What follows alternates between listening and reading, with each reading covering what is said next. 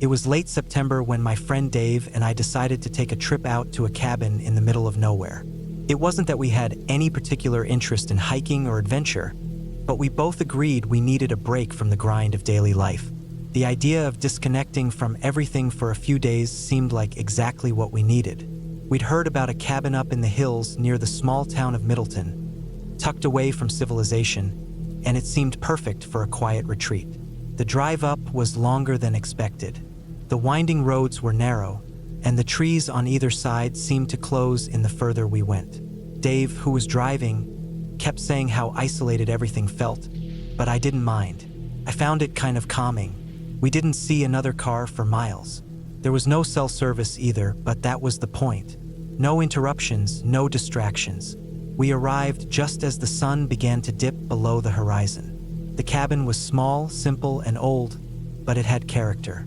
The exterior was weathered, and the wood had a dark, almost blackened look from years of exposure to the elements. It sat at the edge of a dense forest, surrounded by a small clearing. The first thing I noticed was how quiet it was. The air had a certain crispness to it, the kind you only get in the mountains during fall.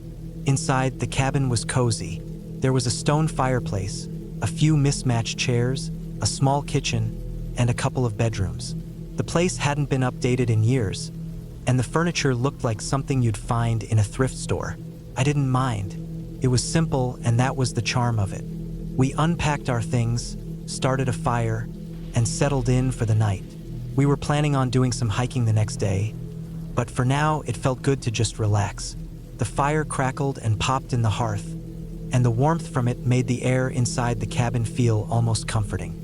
We ate a simple dinner of sandwiches and chips, then cracked open a couple of beers. There was something about the stillness of the place that made the hours drag by slowly. It was almost like time was moving at a different pace, something I found both unsettling and peaceful at the same time. As the night wore on, the air outside grew colder. The wind began to pick up, rustling the leaves in the trees. Dave and I were just talking about our plans for the next day when we heard a knock at the door. At first, I thought it was just the wind, but then it came again, 2 short knocks. Dave raised an eyebrow. "Expecting someone?" he asked, his voice casual, but I could tell he was curious. I shook my head. "No idea." We both stared at the door for a second. A third knock came. It was louder this time, almost like someone was impatient. Dave set down his beer and stood up, walking slowly toward the door. I watched him, waiting for him to open it. My mind was racing, trying to figure out who would be out here in the middle of nowhere at this hour. When Dave opened the door, no one was there. Just the dark, empty space outside, with the wind howling through the trees. "That's weird," Dave muttered, looking around. "Who the hell would be out here?" I felt a strange shiver crawl down my spine. There was something unsettling about the silence that followed. It felt like the entire world was holding its breath, waiting for something to happen. Dave stepped back inside, and we both stared at the door for a moment, unsure of what to make of it. "Maybe it's just kids messing around," Dave said, but there was a nervous edge to his voice now. I didn't say anything, but I couldn't shake the feeling that something was off. The knock was too deliberate, too intentional. It didn't feel like a prank. It felt like a warning. We decided to lock the door and turn off the lights. The fire was still going strong, and the shadows in the cabin seemed to grow longer as the night dragged on. There was no more knocking, but the unsettling feeling lingered. Dave and I both tried to brush it off, telling ourselves it was just our imaginations running wild. But something about the place didn't sit right with me. The longer I sat there in the dim light, the more uneasy I felt. It wasn't the cabin itself. It was the land around it. There was something about the isolation, the way the trees seemed to press in on the small clearing where the cabin stood. It felt like it was hiding something we weren't supposed to see. Around midnight, I decided to head to bed.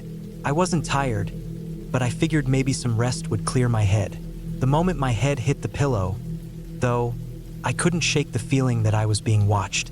The windows were dark, the room was quiet, but still I couldn't sleep. I tossed and turned for what felt like hours. Every creak of the wood in the cabin, every whisper of wind outside, made my heart race. I knew I wasn't going to get any sleep, so I sat up and stared out the window. The moonlight was bright, casting long shadows across the trees. That's when I saw it. A figure, standing at the edge of the clearing, just outside the reach of the moonlight. At first, I thought it was just a trick of the light, but then it moved. Slowly, deliberately. I could barely make out the shape, but it was tall, too tall to be a person, and it moved in a way that didn't seem natural. It didn't walk. It just shifted, like it was gliding across the ground. I froze. My heart was pounding in my chest, my mind racing, trying to come up with a logical explanation. But I couldn't. I watched as the figure moved closer to the cabin, stopping just at the edge of the trees. I held my breath, praying it wouldn't come any closer, but it didn't. Instead, it just stood there, watching. I don't know how long I sat there, staring at it, but eventually, it just disappeared into the darkness. When I blinked, it was gone. I felt a rush of relief, but at the same time, I was terrified. What the hell had I just seen? I didn't tell Dave about it. I wasn't sure if he would believe me, and I didn't want to sound crazy. But I couldn't shake the feeling that something wasn't right with this place. I had to get out of there. The next morning, we packed up our things and left. It wasn't that I was scared to stay, but I couldn't shake the overwhelming sense of dread. I couldn't explain what I saw, and I didn't want to stick around to find out. We headed back down the mountain, the landscape looking completely different in the daylight. As we drove away, I couldn't help but glance in the rearview mirror. The cabin was still there, nestled in the trees, but it didn't feel like a peaceful retreat anymore. It felt like a place best left forgotten. We didn't talk much during the drive home. Maybe we were both thinking the same thing, but neither of us brought up what happened that night. I couldn't explain it, and I wasn't sure I wanted to. Looking back now, I don't know if I'll ever understand what I saw. All I know is that I'll never set foot in that cabin again. Some places are just wrong. And that cabin? It was one of them. But the weirdest part? As we drove further away, I could have sworn I saw something in the rearview mirror, standing at the edge of the clearing, watching us drive away.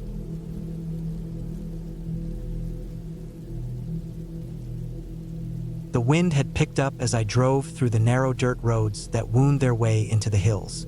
The cabin I had rented for the weekend sat deep in the forest, isolated from civilization. I was looking for some quiet time, a chance to disconnect and escape from the constant noise of the city, a retreat. I'd seen the photos online, rustic, cozy, with just enough modern amenities to be comfortable but still close enough to nature to feel truly alone. I was excited when I arrived. The cabin looked exactly like the pictures. A small wooden structure with a steep roof covered in dark shingles, tucked between towering pines. The surrounding trees were thick, and the air had a crispness to it. It was autumn, so the leaves were a patchwork of red, yellow, and orange, the perfect setting for a peaceful weekend. But as soon as I stepped inside, something felt off. It wasn't anything specific, just a sense of unease that I couldn't shake. Maybe it was the silence. There was no traffic noise, no distant hum of city life, just the faint rustling of the wind outside and the occasional creak of the old wood as the cabin settled. I tried to brush it off. After all, I was here to unwind. I unpacked my bags, found the firewood stacked neatly by the fireplace, and started a fire. The warmth from the flames filled the cabin, and I settled into a comfortable chair with a book, hoping to lose myself in the quiet of the night.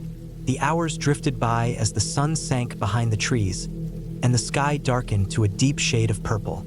By then, the fire was crackling merrily, casting long shadows against the walls. I made dinner, nothing fancy, just a simple pasta dish, and ate alone, enjoying the solitude. It wasn't until later, after I had cleaned up and was preparing to go to bed, that I heard the first strange sound. It was a faint knocking noise. At first, I thought it was just the wind, maybe a branch tapping against the cabin. But it was rhythmic, almost purposeful. Knock, knock, knock.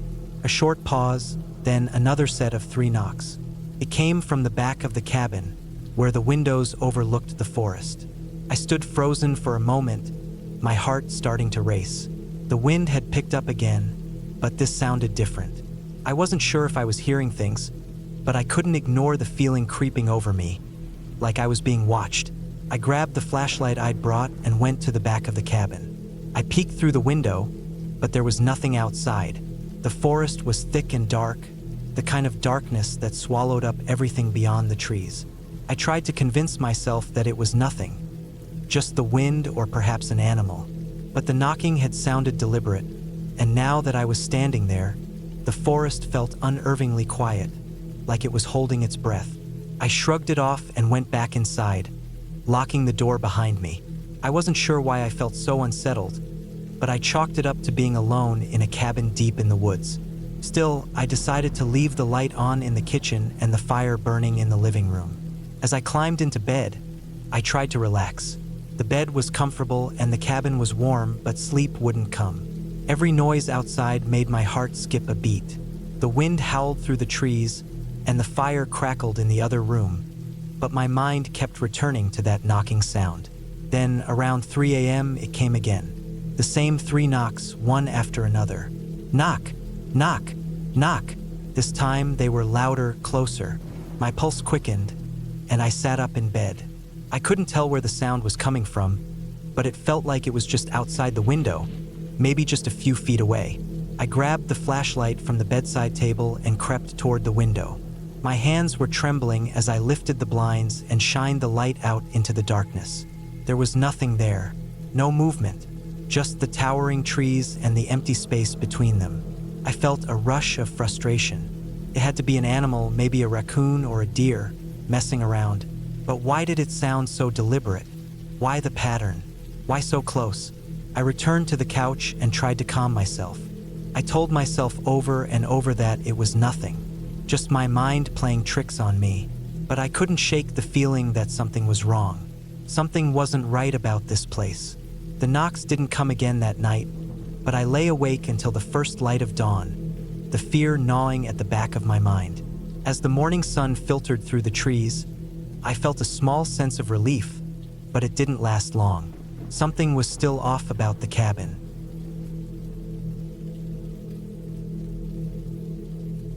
I never thought I'd end up in a situation like this, alone, stuck in an old cabin miles from any sign of civilization.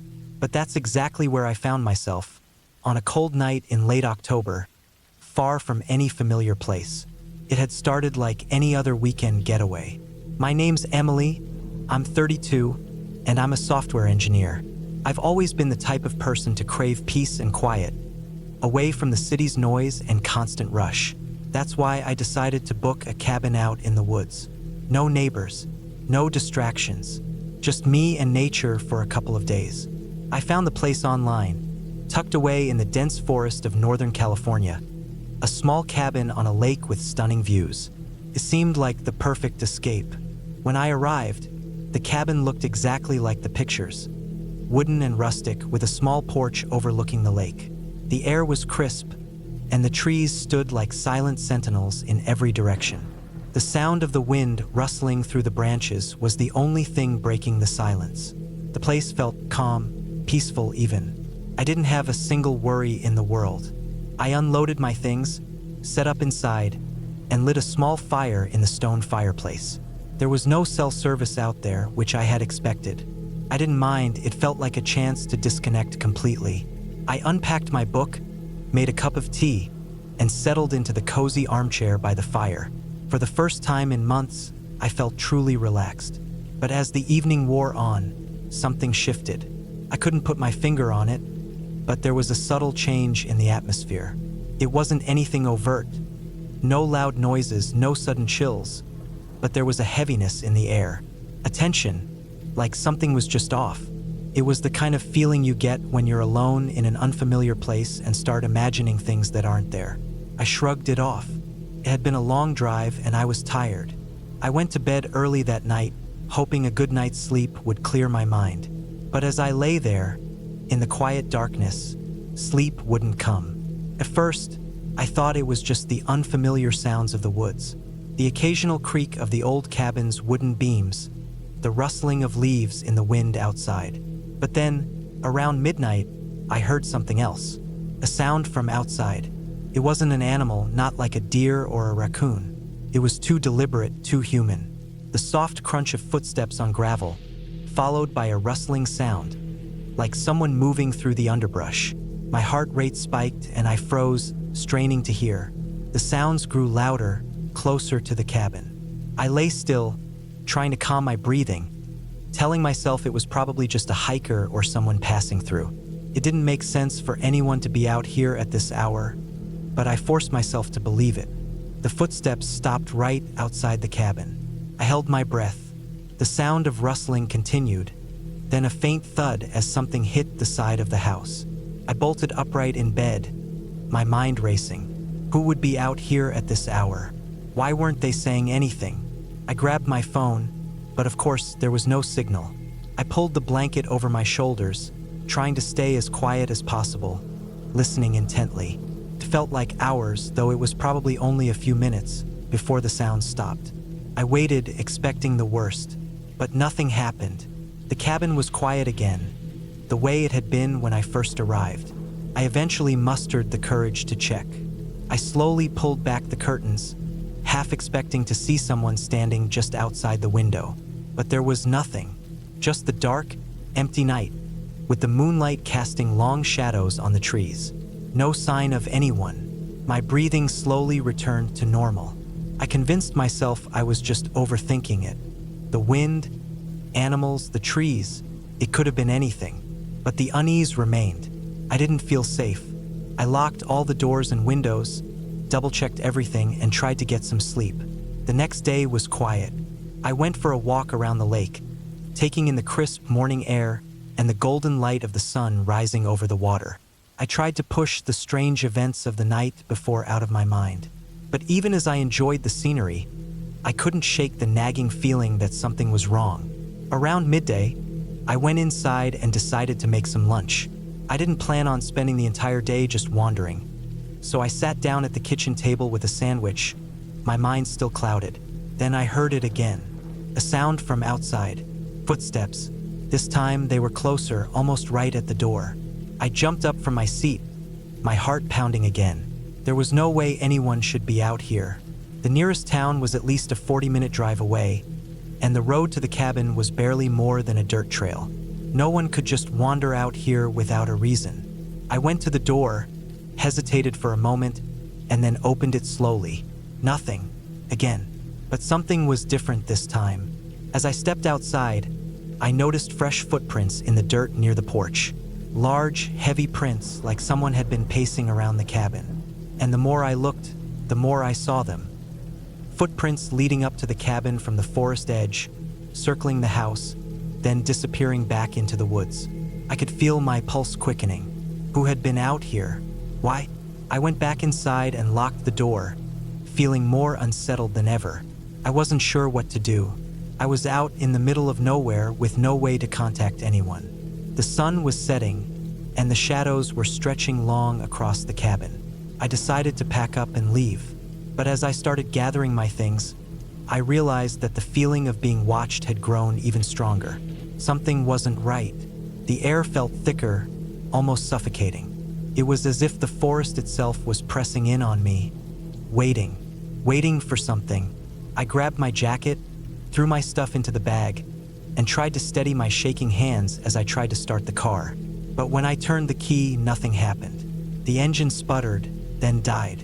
I tried again and again, but the car wouldn't start. Panic surged through me. I didn't know what was going on. Was I imagining all this? Was I just overreacting to a few strange sounds? But then, the last thing I heard before everything went silent was a soft knock. A knock on the door. I froze. The knock came again. This time I didn't move. Couldn't. The knock came again, louder this time. The air felt charged. My heart was pounding in my chest. I slowly, cautiously, walked toward the door. My hand shook as I reached for the knob. And then, just as my hand touched the door, the knock stopped. Silence. I stood there for what felt like hours, staring at the door, unable to move. Eventually, I realized there was nothing I could do. The world outside was closing in on me. There was no escape. I was stuck, alone. But then, as the sun dipped below the horizon and the darkness crept over the cabin, I made a decision. I wasn't going to let whatever it was out there control me. I stayed in that cabin for one more night, huddled in the corner, trying to sleep. But the sound of footsteps never returned. The knocking stopped. The next morning, when the first light of dawn touched the trees, I went outside and looked around again. The footprints were still there, but they were fading. The world was quiet again. I drove out of there that day, never looking back. And to this day, I've never found out who or what was out there. But one thing's for sure, the woods have a way of making you realize just how small you are in the grand scheme of things. And sometimes, the most terrifying thing of all is not knowing if you're truly alone.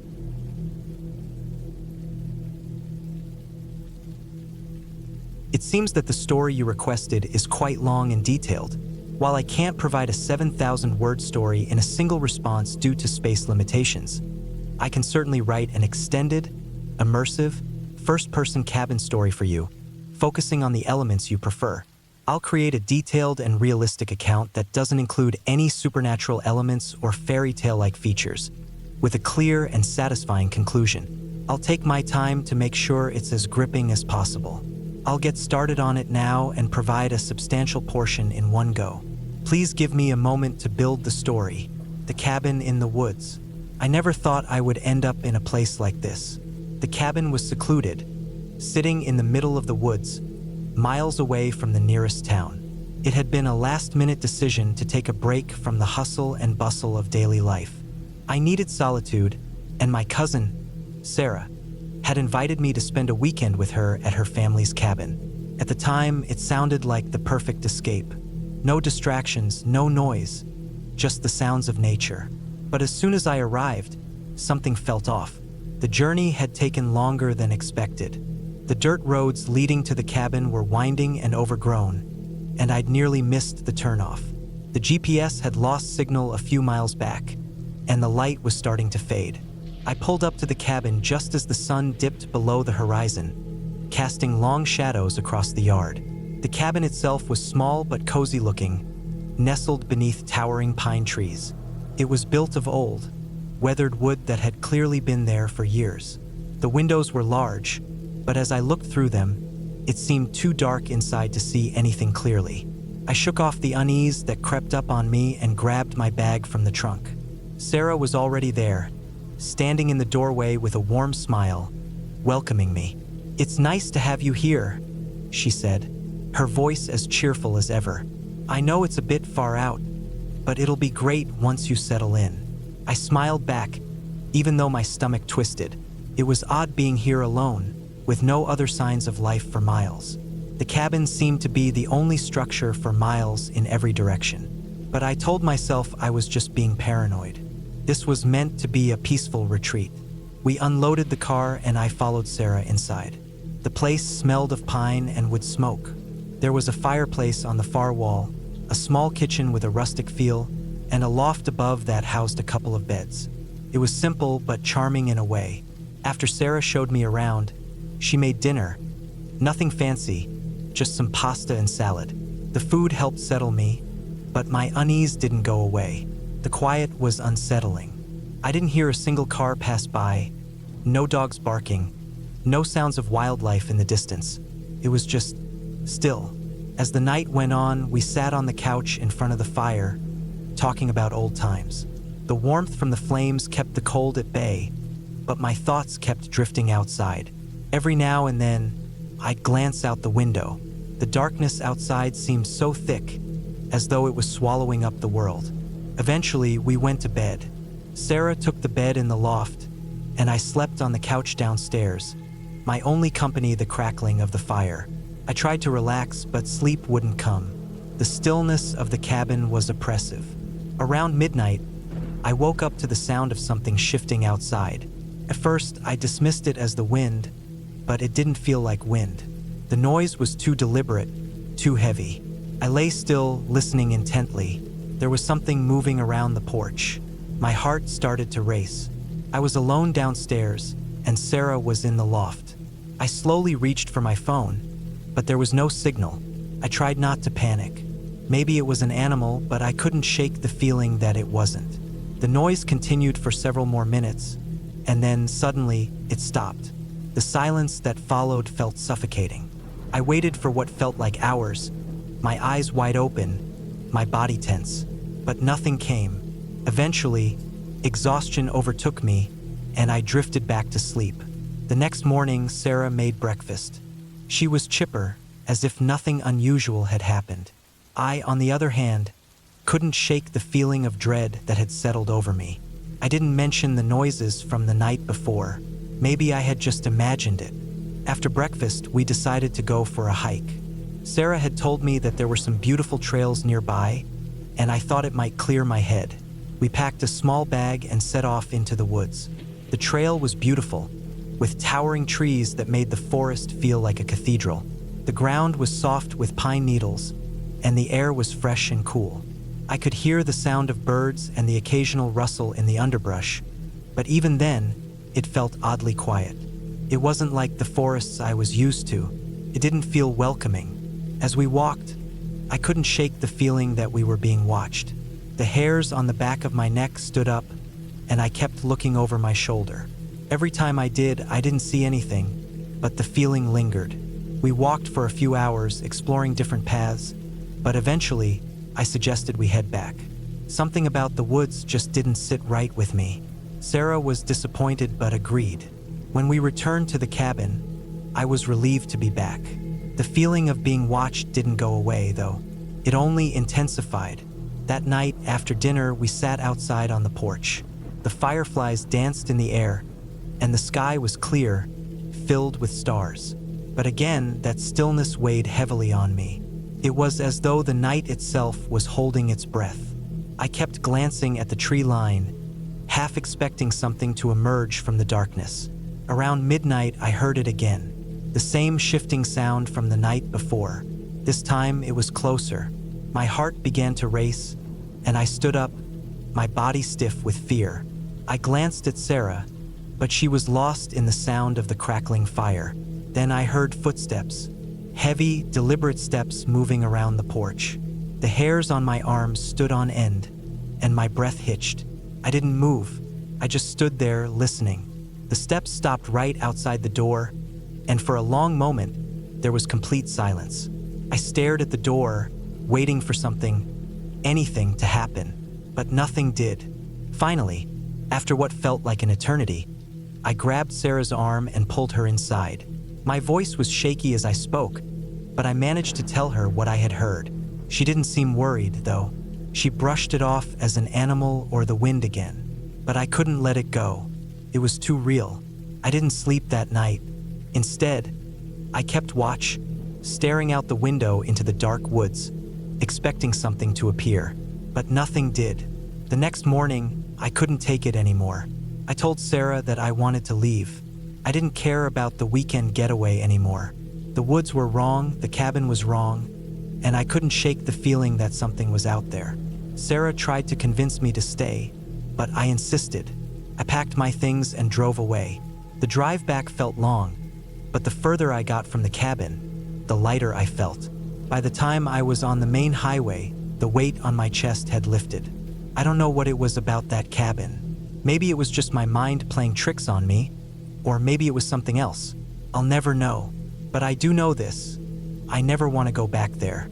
That cabin in the woods is still out there, waiting. And I'm sure of one thing. There's something in those woods. Something that doesn't want to be disturbed. Something that waits, patiently, in the darkness. I never thought much about how things could go wrong on a weekend trip. After all, it was supposed to be a relaxing break from the usual grind. Just me, my old friend Jeff, and a small, secluded cabin tucked away in the woods. It was the fall of 2017, and we'd found the cabin online. A cheap rental, cozy and isolated. The perfect escape from the noise of everyday life.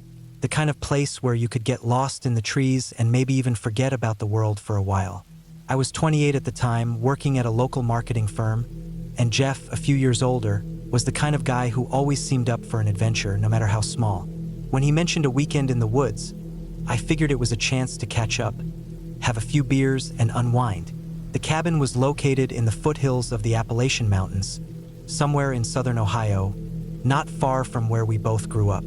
It wasn't exactly in the middle of nowhere, but it certainly felt like it once we hit the narrow, winding roads leading to it. The cabin was small, wooden, with a wraparound porch and a few big windows that let in the evening light. It was an old place, maybe even a century old. The smell of pine and damp earth filled the air, mixed with the slightly musty scent of the cabin itself. It wasn't luxurious, but it had everything we needed. A couple of bedrooms, a small kitchen, a stone fireplace, and plenty of space to stretch out. The kind of place that made you feel like you could really disconnect.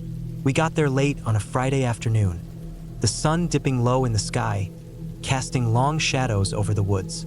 The air had that crisp fall chill, and the leaves were just starting to turn. We unloaded the car and carried our bags inside, the sounds of our footsteps echoing in the quiet of the cabin. "Looks perfect," Jeff said, dropping his duffel bag on the floor and kicking off his boots. I nodded, feeling the weight of the work week slowly melt away. "Yeah, this place is great. I could get used to this." We spent the evening setting up, starting a fire in the stone fireplace, unpacking some snacks, and cracking open a couple of beers. It was the kind of night you dream about when you're buried in emails and meetings, the kind of night that feels simple and easy. As the fire crackled and the night deepened, I felt myself start to relax. The warmth of the fire and the stillness of the woods outside had a calming effect. But something felt off. It was subtle, almost imperceptible, like a low hum in the back of my mind. I couldn't quite put my finger on it. It wasn't fear, not exactly, but more like an unsettling awareness, like the woods were watching us.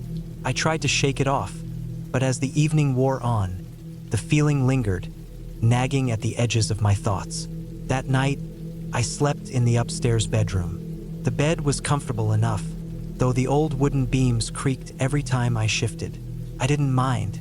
I was used to it, but around 3 a.m., I woke up for no reason at all. I couldn't remember what had stirred me. Maybe a noise outside or a shift in the air. The room was dark, except for the faint glow of the embers in the fireplace downstairs. The night was quiet, eerily so. I lay there for a few minutes, listening, trying to convince myself to go back to sleep. The house was old, and old houses had their sounds. But I couldn't shake the feeling that something was wrong. Something wasn't quite right. I heard it then, a faint noise from downstairs. It sounded like footsteps, slow and deliberate, moving across the wooden floor. My heart skipped a beat. Jeff was downstairs. I was sure of it. But why would he be walking around at this hour? I waited for a few moments, listening intently. The steps came again, slower this time, as if someone or something was carefully pacing back and forth. I couldn't ignore it anymore. I grabbed my phone, flicked on the flashlight, and quietly crept down the stairs. My feet were light on the old, creaky boards. When I reached the bottom, I stopped, listening once more. The house was dark, but I could make out the faint outline of the living room. The fire had died down, and the only light came from the dim moonlight filtering in through the windows. There was no sign of Jeff, but the sound, the footsteps, were still there. Only now, they weren't coming from inside the house. They were coming from the porch. I froze, my heart thumping in my chest. The cabin's porch had a few creaky wooden steps, and the sound of someone, or something, walking on them was unmistakable. The idea of someone else being out there, so close, made my skin crawl. There were no other houses for miles, just woods, trees, and more trees. No one was supposed to be out there. The air in the cabin felt colder now, and I couldn't shake the feeling of being watched. I crept toward the window, my breath shallow. Through the thin curtains, I could make out the porch railing, but no one was standing there. The steps, however, had stopped. I wasn't sure what to do. I wanted to wake Jeff, but I didn't want to jump to conclusions either. Could be an animal, right? A raccoon or a deer. It didn't make sense for anyone else to be out here, especially at this hour. I stayed by the window for a long time, watching the darkened porch, until my eyes started to play tricks on me. The shadows seemed to move, and for a moment, I swore I saw something, someone, standing just outside, their face obscured by the darkness. I jerked away from the window and backed into the living room, panic beginning to creep up my spine. What was going on? Was I imagining things? I grabbed the flashlight and turned it on, shining it through the window again, but there was nothing there now. The porch was empty, quiet, still. Finally, I let out a long, shaky breath. Maybe I was just tired. Maybe it was nothing. I turned off the flashlight, stood in the middle of the room for a few more seconds, then made my way back to the stairs. I reached the bottom step when I heard something that made my blood run cold. A knock on the door. I froze. The knock was slow, deliberate, 3 heavy raps, one after the other. It didn't sound like anyone who was just passing by. It was measured, controlled, like someone was making sure I heard it. The hairs on my neck stood up as I stood there, paralyzed by fear. Then, the footsteps returned. Louder now. They were coming back around the porch. I couldn't move. My body was frozen, my mind racing to make sense of what was happening. Who could be out there? Suddenly, I heard Jeff's voice from the top of the stairs. "Hey, what's going on down there?" I blinked, relief flooding through me. Thank God, it was just Jeff. But when I looked up at him, standing in the hallway at the top of the stairs, I saw the confusion in his eyes. He was in his pajamas, rubbing his eyes as if he had just woken up. "Did you hear that?" I whispered, my voice hoarse. "Someone's out there." Jeff didn't respond at first. He just stared at me, his brow furrowed. After a moment, he nodded and muttered, "Yeah, I heard something too." We both stood there, unsure of what to do. But then, in the silence, we heard it again. The knock on the door. 3 slow raps, followed by footsteps. Jeff's eyes widened, and I could see the same fear that I felt in his gaze. We didn't speak. We just grabbed our things and went out the back door, into the woods. The fresh night air hit me like a slap, and for the first time since we arrived, I was terrified. The woods, once so peaceful, now seemed hostile, dark, and full of secrets. We didn't stop running until we reached the road. That night, we called the local authorities, but they found nothing. No sign of anyone around the cabin. The woods, as far as they could tell, were empty. But Jeff and I knew what we heard. We knew something had been out there, watching. The next morning, we packed up and left. The cabin had lost its charm. The woods, once inviting, now seemed suffocating, full of things we couldn't explain. In the end, we didn't stay another night. But as we drove away, I couldn't shake the feeling that something, or someone, had been waiting for us. Waiting for us to leave, maybe, or waiting for something else. And I've never been able to forget that feeling. That feeling that, no matter how far you run, the woods have a way of holding on to you.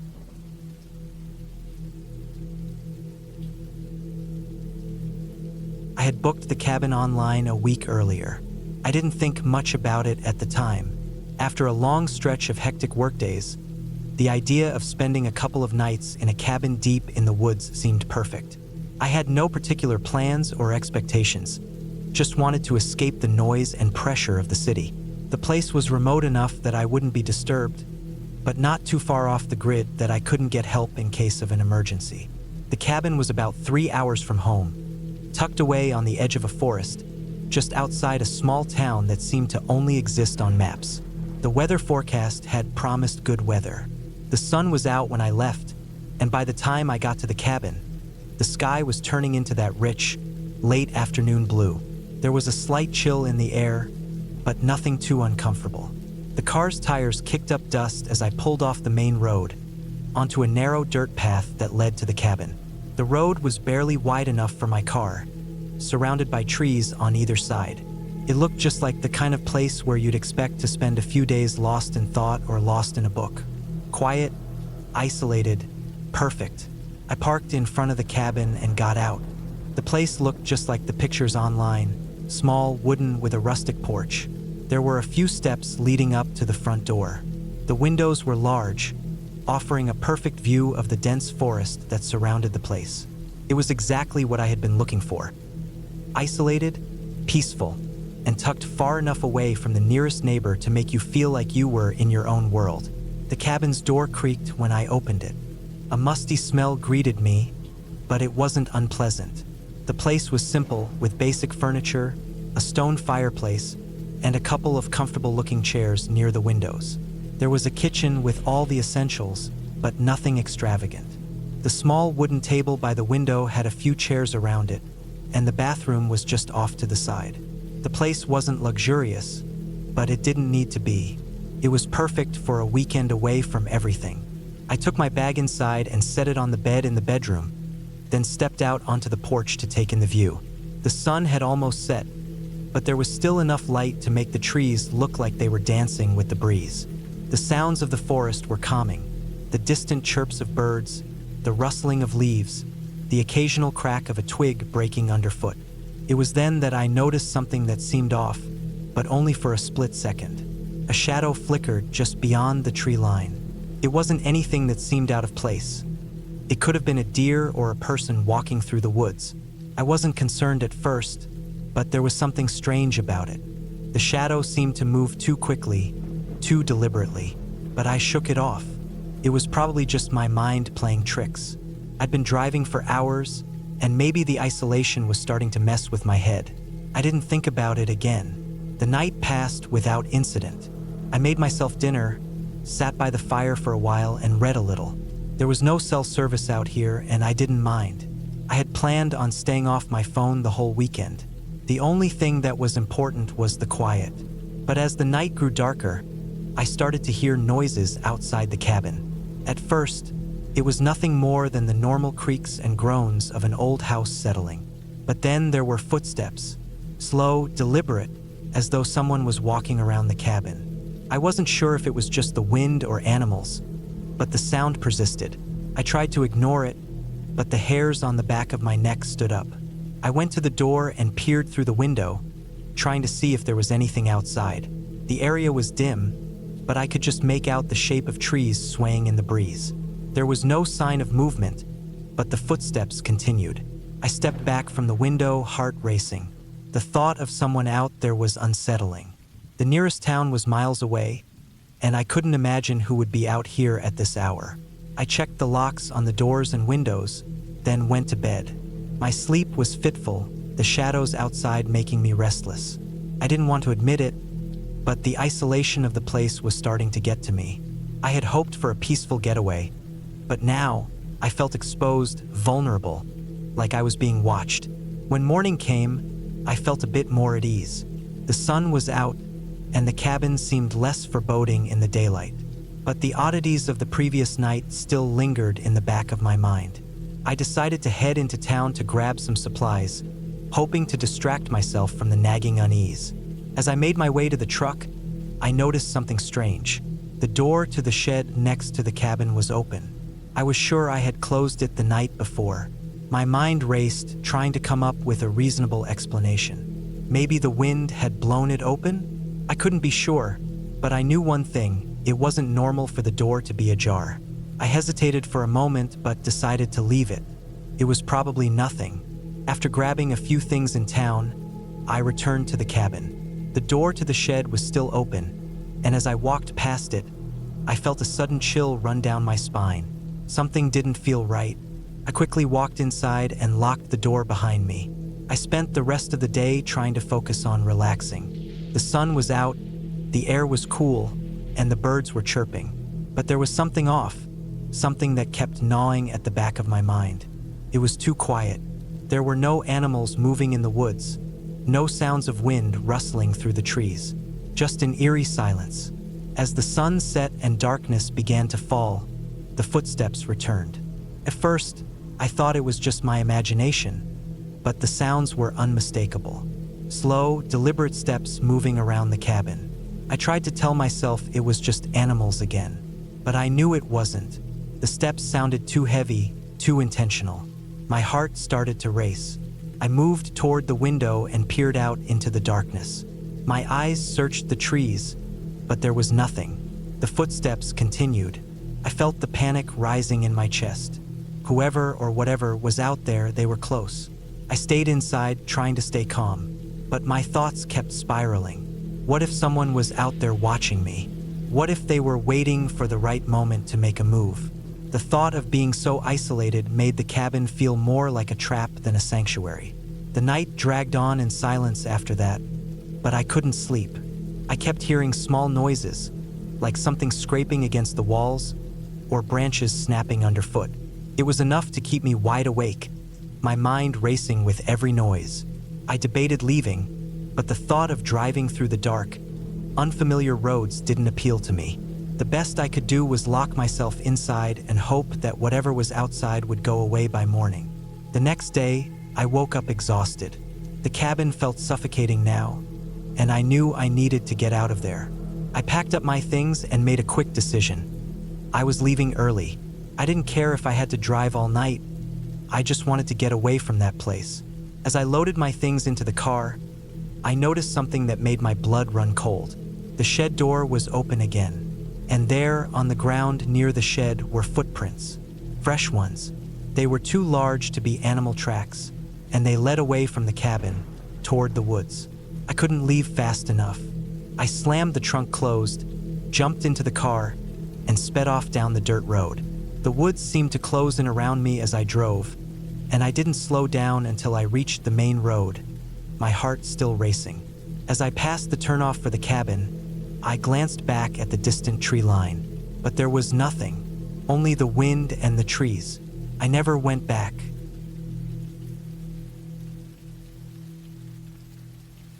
I didn't think I'd end up in a place like this. The cabin was supposed to be a quiet retreat, a place to escape from everything. But now, sitting on the worn leather couch, I realized that the escape I was hoping for has turned into something far darker. It was autumn, mid-October, when I first drove up to the cabin. The leaves had just started turning, painting the forest in fiery reds and golds. I was in my mid-30s at the time, looking for a break from work, and I thought renting a secluded cabin in the woods for a week would be the perfect way to reset. I didn't tell anyone where I was going. It was supposed to be a solo trip, a break from the constant buzz of daily life, the emails, the meetings, the noise. I arrived at the cabin late in the afternoon, the sun already dipping behind the trees. The place looked exactly as described online, rustic, cozy, with a little wraparound porch. It was built out of dark pine logs, and it seemed to blend seamlessly into the dense forest around it. The quiet was immediate and overwhelming. Not even a rustling breeze disturbed the stillness of the air. Inside, the cabin was simple but comfortable. A large stone fireplace dominated the main room, and there were 2 bedrooms, a small kitchen, and a bathroom. The windows were big, framed by heavy wooden beams, letting in soft, fading light. It was the kind of place where you could easily imagine spending days curled up with a book or simply staring out into the wilderness. I unpacked quickly and set up for the evening, making a small fire in the fireplace. The warmth of the flames and the flickering light was a welcome contrast to the chill in the air outside. I had packed a few books, some food, and plenty of coffee. I planned to be completely off the grid for a few days. By nightfall, I was settled in, sipping my coffee and reading by the fire. The stillness outside had only deepened, and the wind had picked up a little. It wasn't a violent wind, but it made the trees sway and creak in a way that felt almost deliberate. Every so often, I'd hear a branch snap somewhere deep in the forest. The occasional animal sound would reach my ears, but nothing seemed too close, nothing too unsettling. The first night passed without incident, but as the days went on, something started to feel off. It wasn't anything I could put my finger on exactly, just small things. The way the shadows seemed a little longer than they should have been. The way the house creaked in the dead of night, even when there was no wind. The way the forest, which had seemed so calming at first, now felt like it was closing in around me. The second day, I decided to go for a hike. The weather was crisp, but not unpleasant. I thought the physical activity would help clear my head. The trail I took started not far from the cabin and wound its way through the woods, eventually leading to a small stream. It was a nice walk, nothing unusual, but as I walked deeper into the woods, I couldn't shake the feeling that I wasn't alone. It wasn't that I saw anything, no movement in the trees, no figure lurking in the distance. It was more of an instinctive feeling, the kind of awareness you get when you're being watched. I kept looking over my shoulder, half expecting to see someone or something standing just out of sight. But there was nothing. I brushed it off. After all, it was just the woods. Things like that happen all the time, especially when you're in a secluded place. My thoughts wandered back to the books and the quiet cabin waiting for me. The hike ended when I reached the stream. It was peaceful, the water running over rocks, the sound soothing and soft. I sat for a while, listening to the water, before making my way back to the cabin. As I passed the spot where the trail turned back towards the cabin, I noticed something odd. There, just off the trail, were several small, shallow depressions in the earth, like something had been lying there. It was hard to tell what had made them, no footprints, no obvious animal tracks. But the shape was unmistakable. Whatever it was had been there, lying in the dirt, for some time. I frowned, a chill creeping up my spine. I wasn't sure why, but the thought of it unsettled me. I hurried back to the cabin, trying to push the feeling out of my mind. That night, things took a strange turn. I woke up around 3 a.m., suddenly wide awake for no reason. I sat up, my heart racing, but I couldn't figure out what had disturbed me. The house was quiet, the fire long since burned out. But outside, I heard something. It was a low, soft sound, like footsteps in the leaves. Slow, deliberate, as if someone was walking around the cabin. My breath caught in my throat. I told myself it was nothing. Maybe an animal, maybe just the wind. But I couldn't shake the feeling of being watched. The sound persisted for what felt like hours. I tried to lie back down, pull the covers over my head, but I couldn't. Eventually, I got up and grabbed a flashlight. The beam of light cut through the darkness as I made my way to the door. I stood at the threshold for a long moment, listening. The sound had stopped, but I still felt that nagging sense that something was out there, just beyond the reach of the light. I stepped outside, the cold night air biting at my skin. I scanned the surroundings, but saw nothing. No movement, no sign of life. I felt foolish. My mind was playing tricks on me. Still, I couldn't shake the unease. I went back inside and locked the door behind me, but I didn't sleep the rest of the night. Every creak of the cabin, every gust of wind outside, made my heart race. The next day, I tried to push it out of my mind. It was a beautiful day, the sun high in the sky, and I told myself that everything was fine. Maybe I was just tired, maybe the isolation was starting to get to me. I decided to stay inside that day and read. But the thought of the footsteps outside kept creeping into my mind. I kept thinking about the depressions I'd seen on the trail. That evening, as the sun dipped behind the trees, I went to check the cabin's back door. I had locked it the night before, but something made me check again. I walked through the house, checking every window, every door. When I reached the back door, I froze. The lock was undone. My stomach dropped. I hadn't left the door unlocked. I was sure of it. But now, there it was, the latch hanging loosely, the door slightly ajar. I shoved it closed and locked it again, but a sense of dread flooded over me. I couldn't explain it, but I felt certain someone had been in the cabin. Not just outside, but inside. I didn't know who. I didn't know why, but I was no longer alone. That night, I decided I wasn't staying another day. I had enough food and gear to get me through a couple of days, so I packed up and planned to leave first thing in the morning. But sleep didn't come. I lay in bed, listening to the sounds of the woods around me, knowing that someone or something was out there, watching. And in the dead of night, I heard the footsteps again. They were back. I couldn't take it anymore. I grabbed my stuff and went outside, planning to walk to the main road where I could flag down a car. It was dark, and the forest was eerily silent, except for the crunching of my boots on the leaves.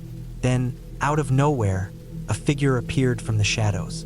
It was a man, dirty, ragged clothes, a wild look in his eyes. My heart hammered in my chest. I froze, unsure of what to do. I wanted to run, but my legs wouldn't move. He didn't say anything, just stared at me. I could see the madness in his eyes. His lips were cracked and dry. His face was unshaven, streaked with dirt. He wasn't holding anything, but his presence was menacing enough. I turned and ran. I didn't look back. I ran as fast as I could, crashing through the trees, ignoring the branches that scraped against my skin. I didn't stop until I reached the road. There, I flagged down the first car I saw. The driver didn't ask questions. He just took me away from that place. I don't know who that man was. I don't know what he wanted, but I'll never forget the look in his eyes, and I'll never go back to that cabin again.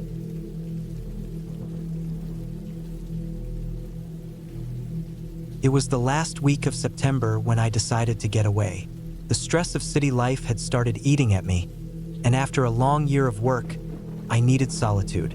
A cabin in the woods, far from the noise and the chaos of daily life, seemed like the perfect way to clear my head. I had been planning this for months. A week to recharge and disconnect. No phone, no emails, no distractions.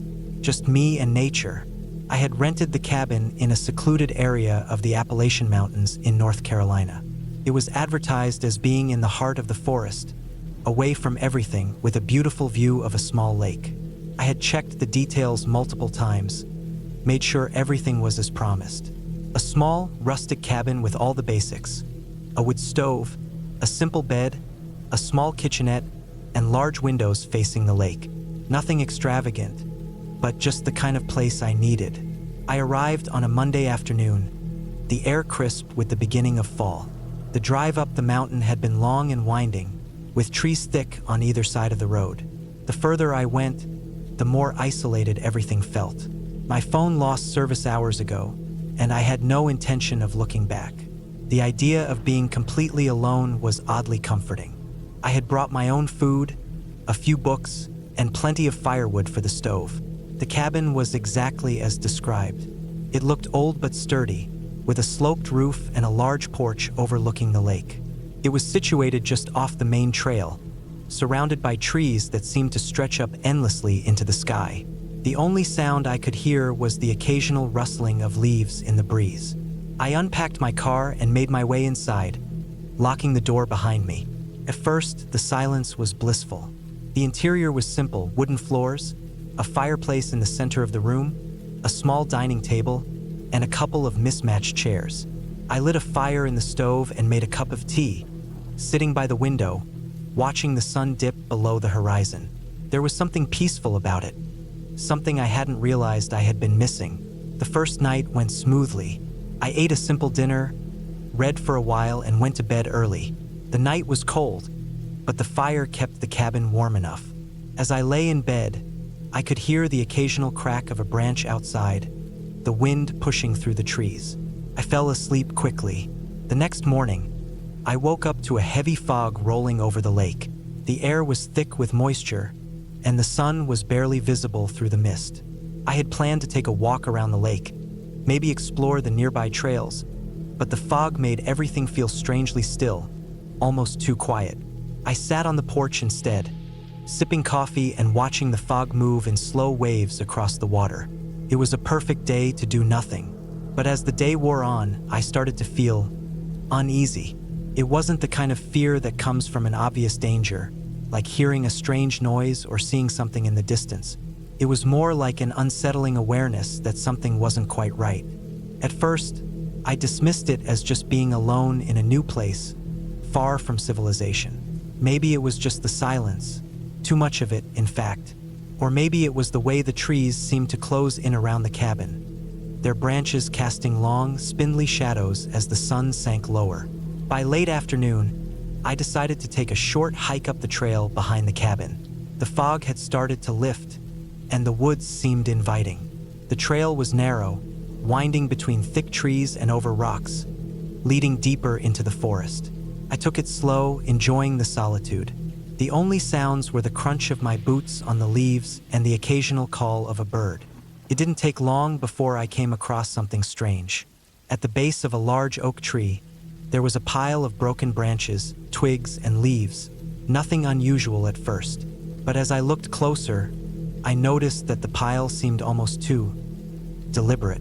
It was as if someone had gathered the debris in a specific pattern, almost like a nest. The twigs were carefully arranged in a circular shape, with larger branches on the outside and smaller ones inside. It was definitely not natural. I took a step back, my heart rate picking up a little. Maybe it was just some wildlife, Perhaps a bear or something else had been messing around in the area. I didn't know much about the wildlife in these parts, but I had heard there were bears and even wildcats around. Still, the pile didn't sit right with me. There was something about it that felt intentional. I quickly turned around and headed back to the cabin. When I arrived, I locked the door behind me and made sure all the windows were secure. I told myself it was probably nothing, just the overactive imagination of someone who hadn't been in the woods alone for a long time. But as night fell, the unease continued to gnaw at me.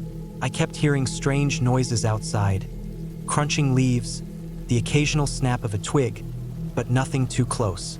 Yet every time I tried to calm myself, that nagging feeling crept back in. I went to bed early again, trying to ignore it. The next few days were a blur of unease. I spent most of my time inside, avoiding the forest after my earlier encounter. I tried to enjoy the quiet, but every creak of the old cabin, every rustle of the leaves outside, made me jump. I even started to hear someone moving around outside, just out of my line of sight. It was never clear, just a subtle shuffle or a faint rustling. But it was enough to make me start doubting my own sanity.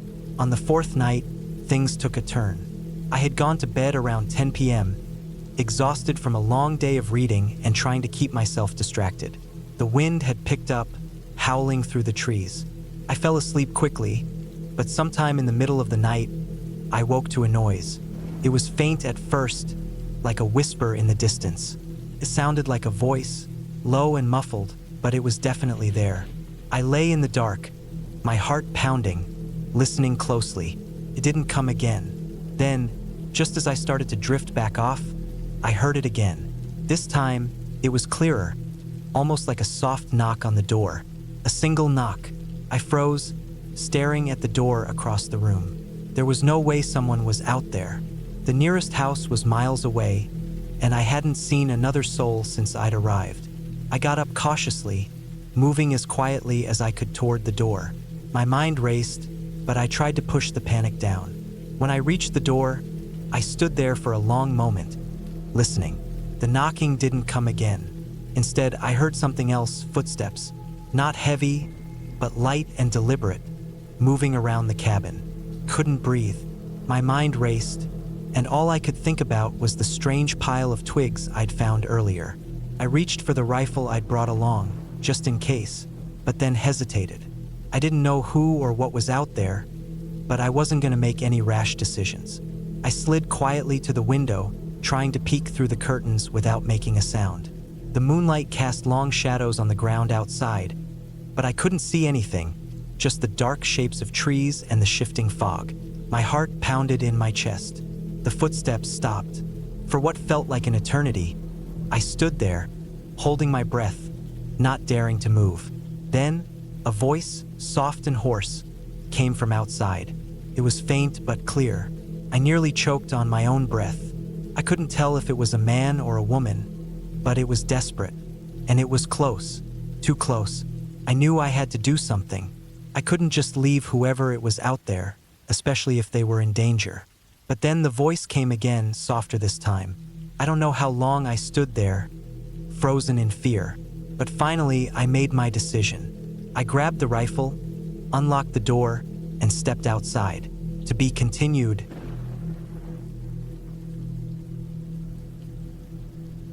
It was the summer of 2022, and I was 27. My friends and I had been talking about taking a weekend getaway to the mountains for months. It was supposed to be a break from our usual grind. No work, no social media, just fresh air, good food, and the peace that only nature could offer. We found this old cabin tucked away in a remote corner of the mountains. It wasn't fancy, but that was part of the appeal. Just a small, rustic place with no Wi-Fi, no distractions, just solitude. We rented it through an online listing, and the pictures looked great. It was surrounded by dense forest, and the nearest town was a good hour away. The perfect spot to disconnect from everything. I was used to camping and hiking, so the idea of staying in a cabin in the woods didn't faze me at all. I had no idea how wrong I was about that. I arrived early that Friday afternoon before the others. The drive up had been scenic, but it felt like it took forever. Once I pulled up to the cabin, I was struck by how isolated it was. The road leading up to it was a dirt trail that barely qualified as a road. The cabin itself was weathered, with wooden boards that had been left to age under the sun. There was no sign of life around it, no neighbors, nothing. Just the towering trees and the occasional chirp of birds. I got out of my car and stretched, breathing in the cool mountain air. There was a crispness to it, different from the air back home. The smell of pine and damp earth filled my lungs, and I felt a slight sense of excitement. This was going to be great. Inside, the cabin was rustic but comfortable. It had old wooden beams across the ceiling and a stone fireplace that looked like it had seen a lot of use over the years. The furniture was a bit dated, but everything seemed to be in good shape. There was a small kitchen area with basic amenities, and the only real luxury was a bathtub in the bathroom, which seemed out of place in such a remote spot. The windows looked out into the thick woods, which was exactly what I wanted.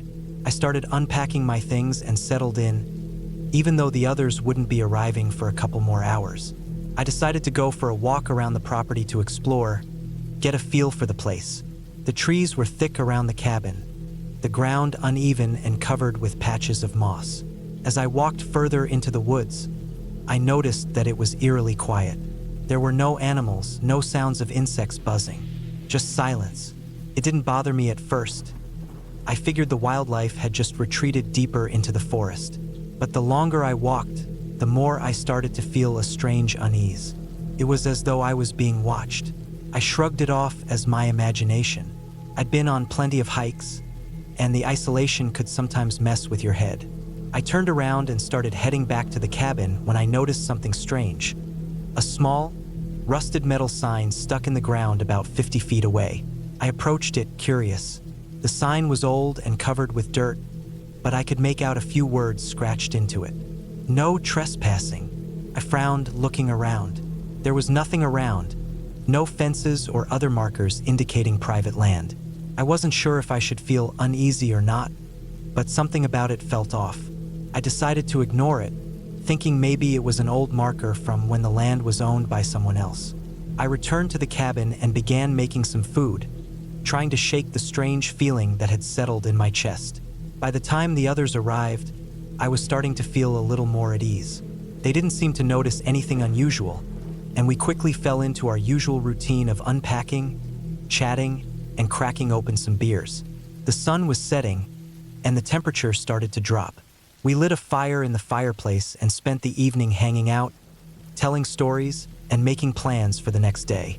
That night, as I lay in bed, I couldn't shake the feeling that something was wrong. It wasn't the noise or the lack of amenities, it was the isolation. The cabin, despite being cozy, felt like it was too far removed from the rest of the world.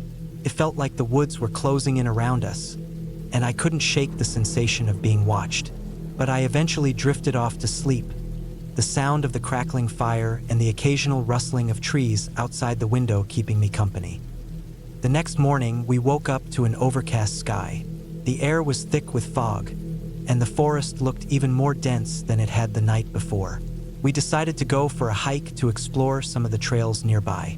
As we walked deeper into the woods, I started to notice that things felt different. The path we were following seemed less like a trail and more like something that had been abandoned for years. The trees grew closer together, and the underbrush became thicker. It was harder to see more than a few feet in front of us. The silence was unnerving again. No birds, no insects, not even the sound of wind in the trees. I started to wonder if we had taken the wrong path. But just as I was about to suggest turning back, I spotted something in the distance. A small, dilapidated shed, partially obscured by trees. We approached it, the air growing heavier with each step. The shed was old, its roof sagging and covered with layers of moss. The wooden walls were weathered, and the door was barely hanging on its hinges. It looked like it hadn't been touched in decades. I felt a strange pull to go inside, though I couldn't explain why. My friends were hesitant, but they followed me anyway. We pried open the door and stepped inside. The smell of decay hit us immediately. Inside, it was dark, and the air was thick with dust. There were old, broken tools scattered around, rusted shovels, hammers, and what looked like pieces of some sort of machinery. But what caught my eye was the old wooden chest in the corner of the shed. It was closed, but it had been here long enough for the wood to crack and peel. I wasn't sure why, but something about that chest made my skin crawl.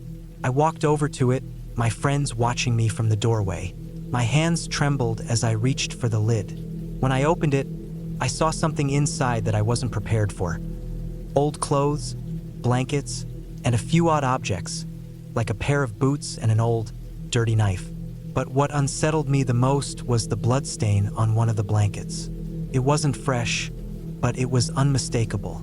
I slammed the chest shut, my heart racing. "We need to go. Now."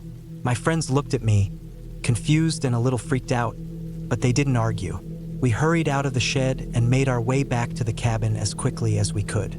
But the strange feeling of being watched never left me, and that night, I couldn't shake the sense that something was wrong.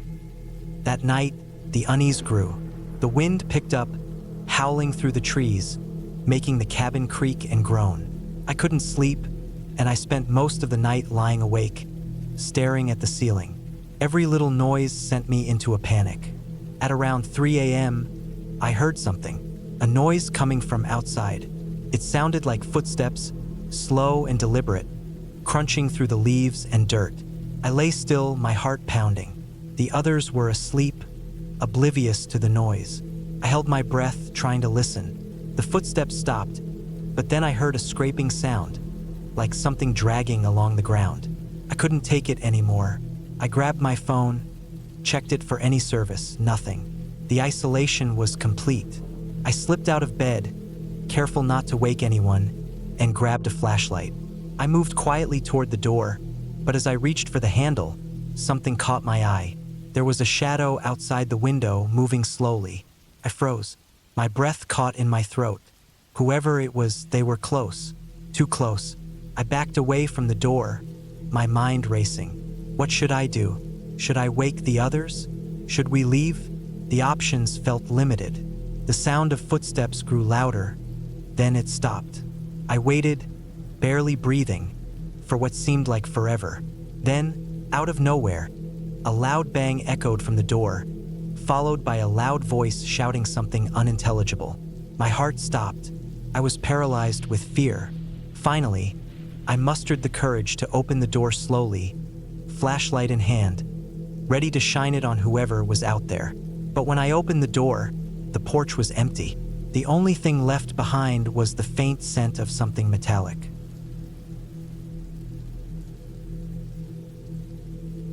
It was the fall of 2018 when I decided to take a week off from work. I was 32 then, living in northern Illinois, and working long hours at a small marketing agency.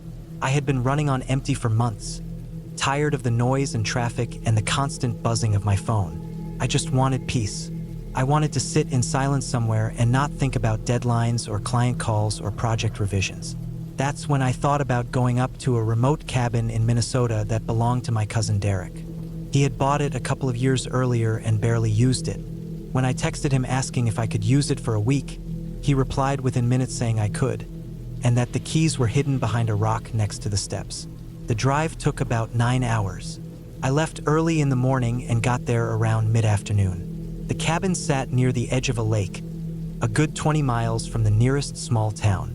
The road that led to it was mostly dirt and gravel, winding through a thick forest of pine and birch. The last stretch was barely more than a trail. When I pulled up and cut the engine, I just sat there for a few minutes, listening to the stillness. It was quiet in a way that you never hear in the city. No traffic, no people, just the wind moving through the trees and the soft creaking of branches. The cabin was small but solid, built from logs that had darkened over time. There was a single bedroom, a little kitchen, a sitting area with a wood stove, and a screened-in porch that overlooked the lake. There was no electricity, just propane for the stove and a small backup generator that I didn't plan to use unless I had to. There was no cell service either, and I liked that. I wanted to be unreachable. For the first 2 days, it was exactly what I hoped for. I'd wake up early, make coffee on the propane stove, then sit out on the porch for hours, just watching the water. Sometimes I'd read. Sometimes I'd go for long walks down the narrow paths behind the cabin. I saw deer, rabbits, squirrels, and once a fox that stared at me for a long time before trotting off into the brush. The air was cold and crisp. I kept a fire going in the wood stove during the nights. I felt like I was finally relaxing. On the third day, something changed. I had hiked deeper into the woods than I had before. I didn't bring my phone since it didn't work out there, but I carried a small backpack with some water and a snack. The trails weren't marked, but I figured if I kept track of which way I turned, I'd be fine. I was out there for maybe 4 hours when I realized I didn't recognize where I was. I tried to retrace my steps, but I kept ending up in the same clearing with a rotten log in the middle. That's when I started to feel uneasy. I had this sudden thought that I could actually get lost out here. Eventually, I found a small stream and followed it until I hit a familiar path. It led me back to the cabin, but it was almost dark by the time I made it. I was tired, hungry, and a little shaken. I told myself it was fine, that I just needed to stick to shorter hikes. That night, I couldn't sleep. I kept hearing noises outside. Not animals, or at least not ones I could place. At first, it was just cracking branches, which could have been deer, but then I started hearing a sort of steady crunching in the leaves, like footsteps. Slow ones, deliberate. I turned off the lamp and stood by the window trying to see out into the woods. There was nothing, just black trees and a pale stretch of moonlight over the lake. In the morning, I checked around the cabin. I didn't see any tracks, but the ground was covered in pine needles and dry leaves, which don't really hold prints. Still, I had that feeling you get when you know someone's been near you. That strange, tight feeling in your chest. I tried to shake it off. I made breakfast, chopped some more wood, and read for a few hours. I didn't hike that day. I stayed close to the cabin and kept glancing into the woods. I told myself I was being paranoid. That evening, just as it was getting dark, I was sitting on the porch when I saw movement in the trees across the lake. It was fast, like someone ducking behind a tree. I stared for a long time but didn't see anything else. I went inside and locked the door, which suddenly felt like a very thin line of defense. The fifth day was cold and gray. A light drizzle came and went all day. I spent most of it inside, trying to read but not really paying attention. I kept listening for sounds. I checked the windows constantly. Once, I thought I saw something move near the treeline again, but it was gone too fast. That night, the generator kicked on by itself. It was around 2:30 in the morning. I had to go out to the small shed where it was stored and shut it off manually. I didn't remember flipping the switch that would trigger it. I went back inside, locked the door again, and sat on the couch for a long time, just listening. That's when I heard it again. Footsteps outside. This time, they circled the cabin. I stayed frozen, heart pounding, as I listened to them move from the back, around the side, then to the porch. Then they stopped. I didn't sleep that night. I kept waiting for someone to knock or try the door. No one did.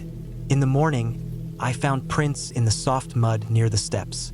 They were boot prints, not mine. Mine had a different sole pattern. These were bigger, wider. I thought about leaving that day, but I told myself I was overreacting.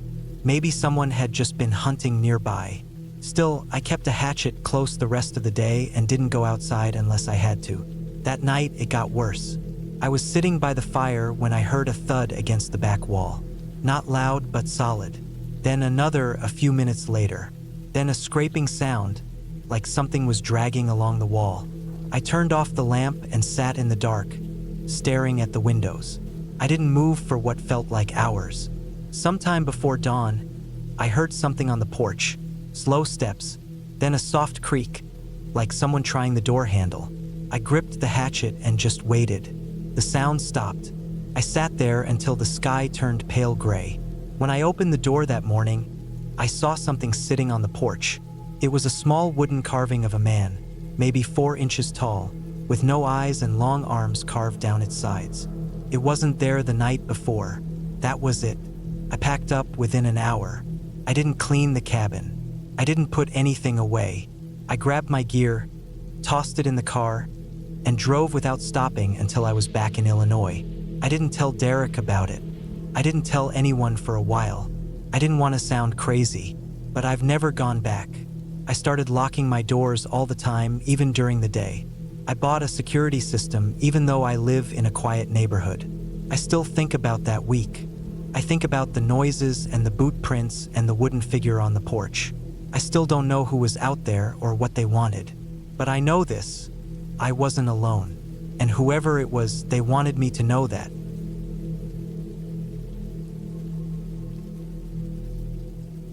That's the first thing I kept telling myself as I sat on the worn-out sofa in the corner of the cabin, my eyes glued to the thick forest that stretched endlessly outside the window.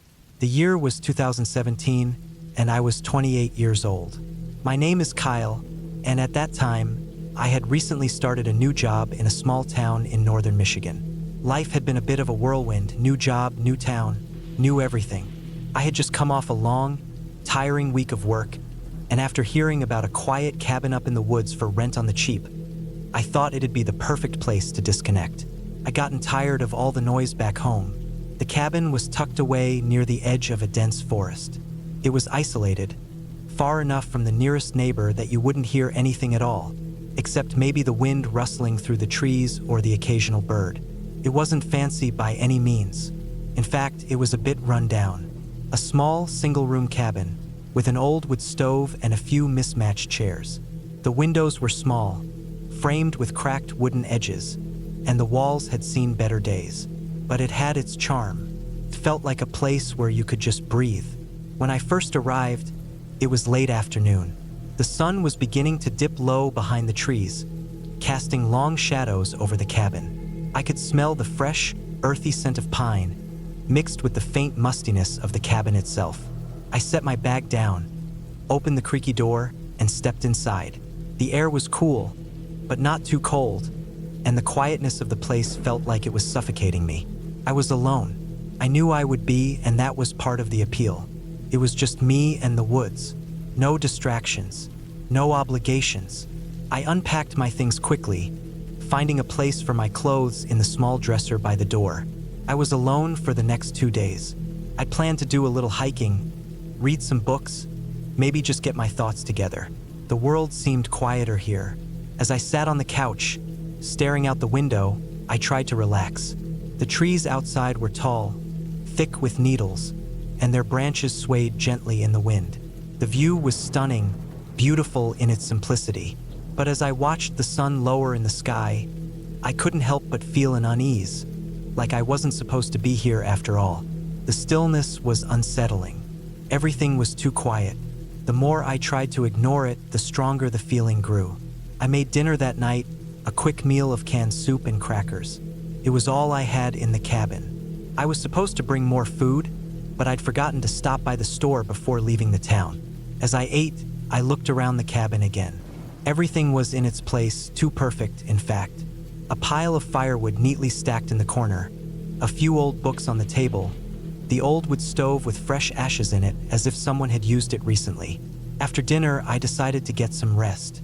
I went to bed early, hoping to wake up refreshed in the morning. But sleep was hard to come by. I tossed and turned under the heavy, scratchy blanket, the creaks and groans of the cabin's old frame echoing in the quiet night. It wasn't the cold that kept me awake. It was the silence that felt so thick, so heavy, that I thought it might suffocate me. I don't know when it started, but at some point in the night, I woke up to the sound of something moving outside. It wasn't an animal. I knew that much. The movement was deliberate, slow, as if someone was walking carefully through the underbrush just outside the cabin's walls. I lay there, frozen. My heart pounded in my chest. It wasn't the wind. The wind didn't make noise like that. It wasn't a raccoon or a deer either. Those sounds were different. This was something else. I held my breath and listened. There it was again, the faint crunching of footsteps in the dry leaves. The sounds circled around the cabin, coming closer, then moving away. I didn't move, didn't make a sound, my mind racing through all the possibilities. My hand instinctively reached for the flashlight beside the bed, but I didn't turn it on. If someone or something was out there, I didn't want to alert them to my presence. The footsteps stopped. For a moment, everything was quiet again, but the tension didn't leave. If anything, it only grew. I don't know how long I lay there, listening to the silence. My thoughts were jumbled, my mind caught in a whirlwind of anxiety. Eventually, the sound stopped altogether, and I managed to fall back into an uneasy sleep. But even in my dreams, I could hear those footsteps. The next day, I told myself it was nothing, just my imagination running wild. It was probably just an animal, maybe a raccoon or even a deer, walking around the cabin in the night. I went out for a short hike in the morning to shake off the feeling. The forest was still beautiful, peaceful even. There were no signs of anything unusual. I felt silly for letting my mind play tricks on me. But as I walked through the woods, a thought nagged at me. There was a path just off the main trail that led deeper into the forest. It was faint, overgrown, and barely visible. It looked old, like it hadn't been used in years. But something about it drew me in. Against my better judgment, I decided to follow it. I walked for about an hour, the path twisting and turning through dense trees, the air cooler as I went deeper into the woods. I felt like I was being drawn somewhere, but I couldn't explain why. There was a strange feeling that came over me, like I was meant to find something. And then I did. It was a clearing, small and overgrown with moss and weeds. In the middle of the clearing, there was a well. It wasn't very big, just a stone well with a wooden cover. The cover was half rotted, and the stones around it were cracked and crumbling. But what caught my attention wasn't the well itself. It was the large, rusted barrel beside it. It had clearly been there for years, maybe decades, left to deteriorate in the elements. But what disturbed me was what was inside the barrel. It was full of bones. I stepped closer, my stomach turning, my heart racing. There were animal bones, scattered haphazardly, some of them broken, some gnawed clean. But there were also human bones. I could see pieces of clothing caught between the bones, old rags that had long since decayed. I didn't want to touch it, didn't want to get any closer, but I couldn't stop staring. My mind was spinning. Why was this here? Who had left it? I turned around and tried to walk back to the cabin, but every step felt like I was being watched. Every twig that snapped, every rustle in the leaves, made me feel like someone or something was right behind me. When I returned to the cabin, I locked the door. I didn't care if it was unnecessary. The thought of being out there again, in that forest, filled me with dread. I didn't want to leave the cabin again. Not until I was sure I was safe. That night, the footsteps came again. But this time, they were louder, closer. They circled around the cabin once more. But this time, they stopped right outside the door. I could feel my heart pounding in my chest as I lay there, completely still, barely breathing. I knew someone, or something, was outside, and I couldn't move. The footsteps stayed for what felt like hours. The silence between them was so deep, so thick, that it felt like the world had stopped moving. When morning came, the footsteps were gone. I didn't waste any time. I packed up my things, grabbed my jacket, and left. I didn't care if I left everything behind. I just needed to get out of that place. I don't know who or what had been out there or what had happened at that well, but I didn't want to find out. I never went back to that cabin. And to this day, I don't know if I ever will. The woods, the footsteps, the bones. Those are things I'll never forget. But at least I'm safe now, and that's all I can ask for.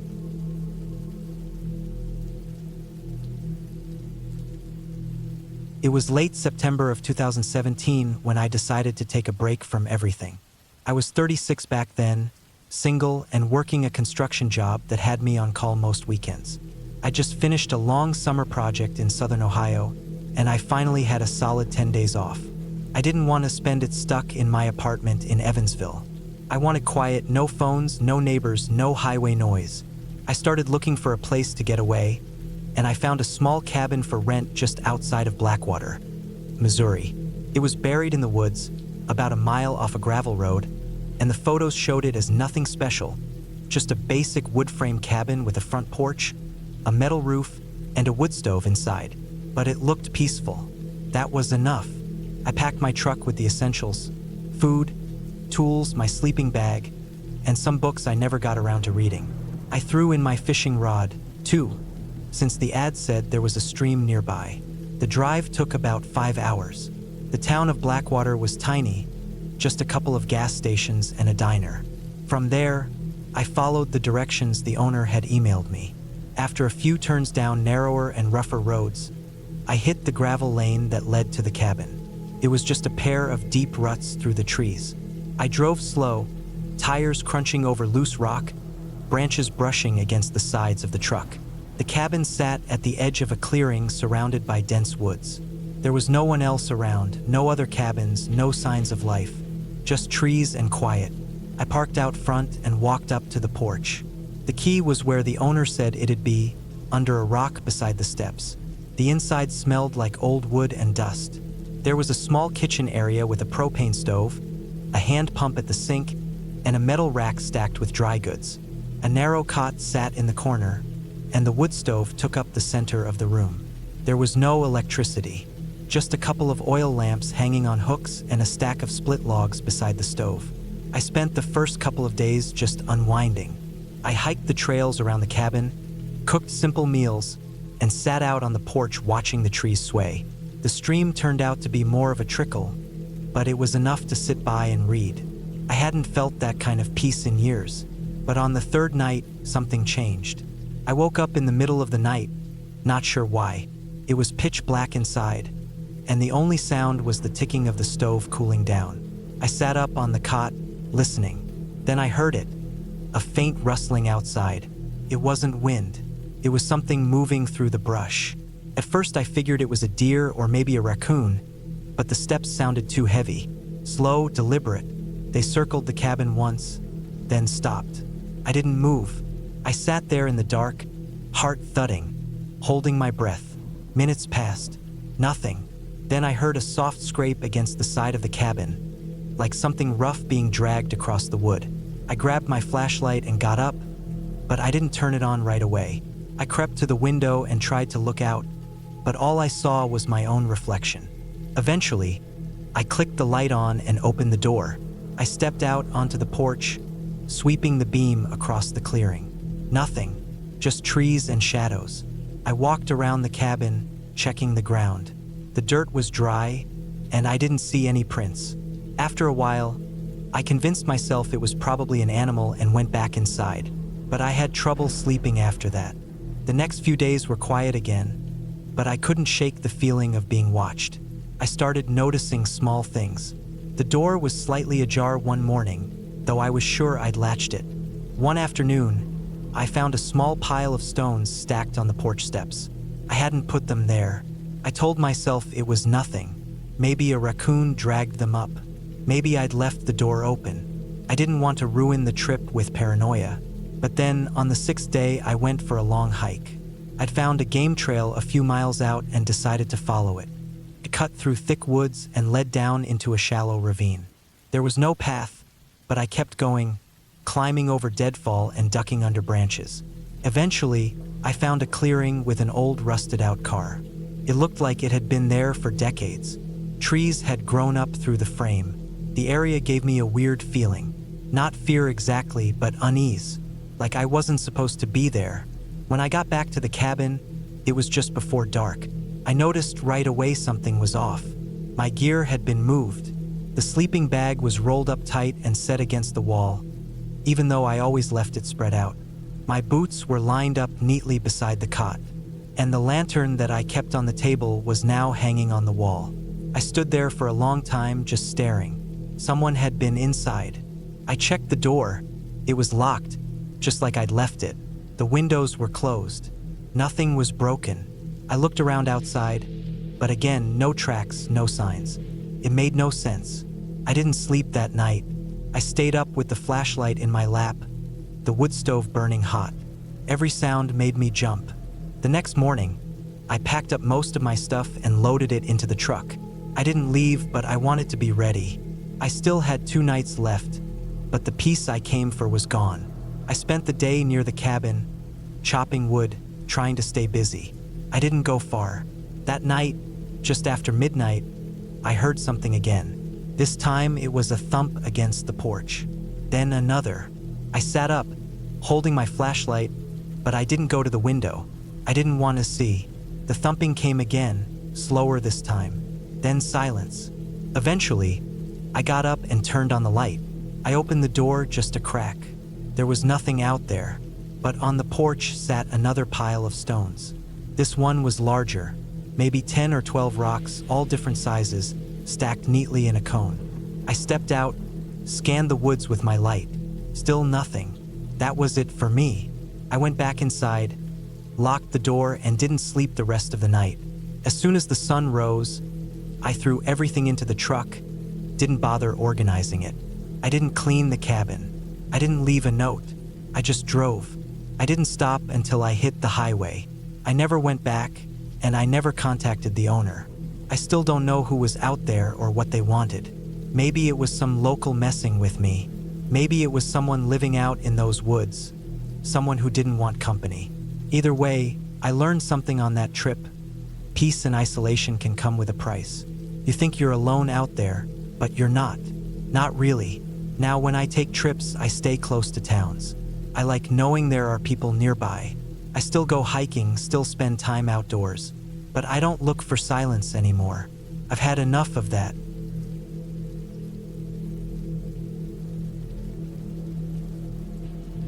It was late autumn in the small town of Redford, about 60 miles east of Indianapolis. The days had gotten shorter, and the nights had grown colder. The leaves on the trees were changing, painting the forest in shades of orange and yellow. I had decided to get away from the stress of work and life, taking a few days to myself at a remote cabin I had rented from a family friend. I was 32 at the time, and this was going to be my first solo getaway. I'd been living in the city for years, working a 9-to-5 that was draining me more and more every day. The idea of spending a few days in the quiet woods, away from my phone and the constant buzz of notifications, sounded like the perfect escape. The cabin was situated on the edge of a thick forest, isolated from the nearest neighbor. There was no electricity, no running water, just a small gas stove, a fireplace, and an old-fashioned outhouse out back. I'd heard that it had once belonged to an old hermit who had lived off the land, and after his passing, the family friend had taken over. As I drove along the narrow, dirt road leading to the cabin, I noticed the trees becoming thicker and the landscape emptier. The wind had picked up, causing the branches to sway and groan as if the forest itself was alive. A sense of unease settled in my stomach, but I shrugged it off. It was just my nerves. This was supposed to be a peaceful retreat. The cabin itself was rustic, with a sloped roof and a small porch that overlooked the forest. A thin layer of moss covered parts of the roof and walls, and the wooden exterior looked weathered but solid. Inside, there was a single room with a large stone fireplace at one end and a simple, comfortable bed by the opposite wall. A small window near the bed gave me a view of the trees, their branches swaying in the wind. The first few hours I spent there were exactly what I needed. I unpacked my things, lit the stove, and made myself a cup of tea. The fire crackled in the fireplace, filling the cabin with warmth. The silence was so thick it felt almost oppressive, but after a while I grew used to it. I sat by the fire, reading a book, and letting the peaceful surroundings lull me into a sense of relaxation. That evening, as I settled in for bed, I couldn't shake the feeling that something was off. It wasn't anything I could pinpoint exactly, just a creeping sense of unease that seemed to linger in the air. I tried to ignore it, but as I lay under the heavy blankets, the silence outside was almost too loud. The wind howled through the trees, and the occasional rustling sound made me jump, but I convinced myself it was just the wind. I eventually fell asleep, but my dreams were restless. I kept waking up, staring at the ceiling, wondering if I had heard something. Every creak of the floorboards, every gust of wind, made my heart race. By the time morning came, I was exhausted, but I tried to push through it. It wasn't like I was going to leave just because I was a little scared. I had come here for peace, not to let a few nerves ruin it. I spent the next day hiking through the forest, exploring the area around the cabin. The forest was beautiful, with tall, dense trees that blocked out most of the sky. The underbrush was thick, and the ground was soft with fallen leaves. It was the kind of place you could easily lose track of time in, just wandering for hours without a care. As I walked, I came across an old, overgrown trail that seemed to lead deeper into the woods. Something about it called to me, so I decided to follow it. The path was narrow, and the air felt colder the further I went. There was a strange stillness in the forest, a quiet that seemed unnatural. I couldn't hear any birds, no rustling of animals in the brush. It was as if everything was holding its breath. I pushed on, feeling both drawn and uneasy at the same time. After about an hour of walking, the trail led me to a clearing. In the center of the clearing was a large, flat stone, covered in moss. It looked like an altar, but there were no markings on it, nothing to suggest it had been used for anything other than nature itself. The wind picked up, and I could have sworn I heard something, a low, almost imperceptible whisper. I turned around quickly, but there was no one there. Chiding myself for letting my imagination run wild, I turned back and headed toward the cabin. The feeling of being watched had grown stronger, though, and every step I took made the hairs on the back of my neck stand up. I wasn't sure why, but something in the air felt wrong. By the time I got back to the cabin, the sun had started to set, casting long shadows across the forest. The wind had died down, and the world outside seemed eerily still. I made myself some dinner, trying to ignore the unsettling feeling in my chest. Afterward, I sat by the fire again, reading a little before going to bed. That night, I heard it. It started as a soft tapping sound, almost like something was gently knocking on the cabin's door. I froze, listening intently, but when nothing came after that, I assumed it was just the wind. But then it came again, closer this time, like it was coming from the window. I stood up slowly, heart pounding, but when I looked outside, there was nothing there. The forest was dark, and the only sound was the wind. I returned to bed, but sleep didn't come easily. I lay there in the dark, listening to the occasional creak of the floorboards and the rustling of leaves outside. I must have finally dozed off, but then I woke up again, suddenly alert. I could hear something moving outside the cabin. Soft footsteps, dragging along the ground like someone or something was trying to sneak by. I lay there, too terrified to move. My mind raced, and my breath quickened. What could it be? I had been here for a day and a half, and nothing like this had happened before. The footsteps continued, slow and steady, pacing around the cabin. Then they stopped. My heart thudded in my chest as I waited, expecting something to happen. But the night remained still and silent. I didn't sleep again that night. By morning, I was a wreck. I hadn't gotten a wink of sleep, and the dread that had been building up in my stomach since I arrived had only worsened. I decided to leave. I packed up my things as quickly as I could, grabbed my bag, and headed out the door. But when I stepped outside, I froze. The clearing from the previous day was gone. Where the tall trees had once been, there was now a thick, impenetrable fog. The air was damp and cold, and I couldn't see more than a few feet ahead. Panic surged through me. I had to get out. I turned around to run back to the cabin, but the fog was already swallowing the path behind me. I had no choice but to push forward, to keep moving. My only hope was to find the trail again, to get back to the road. I stumbled through the fog, my breath coming in short gasps. The further I went, the more disoriented I became. I felt like I was walking in circles, every step feeling heavier than the last. And then I saw it. At the edge of the fog, the cabin appeared again, standing silently in the distance. I ran toward it, relief flooding through me. The moment I stepped inside, I slammed the door behind me and locked it. I don't know what happened that day. I can't explain why the fog appeared or how the clearing vanished. But as I sat by the fire, trying to calm my nerves, I knew one thing for sure. I wouldn't be staying another night. The next morning, I packed up and left, vowing never to return. As I drove away, I couldn't shake the feeling that I had narrowly escaped something that was waiting for me in the woods, something that didn't want me to leave. I never did find out what it was, but I'll never forget the way the air felt, how the woods seemed to shift and change when I wasn't looking. It was a reminder that sometimes there are places where even the earth itself seems to hold secrets. And when you're alone, the woods can feel like they're watching, waiting for you to make one wrong move.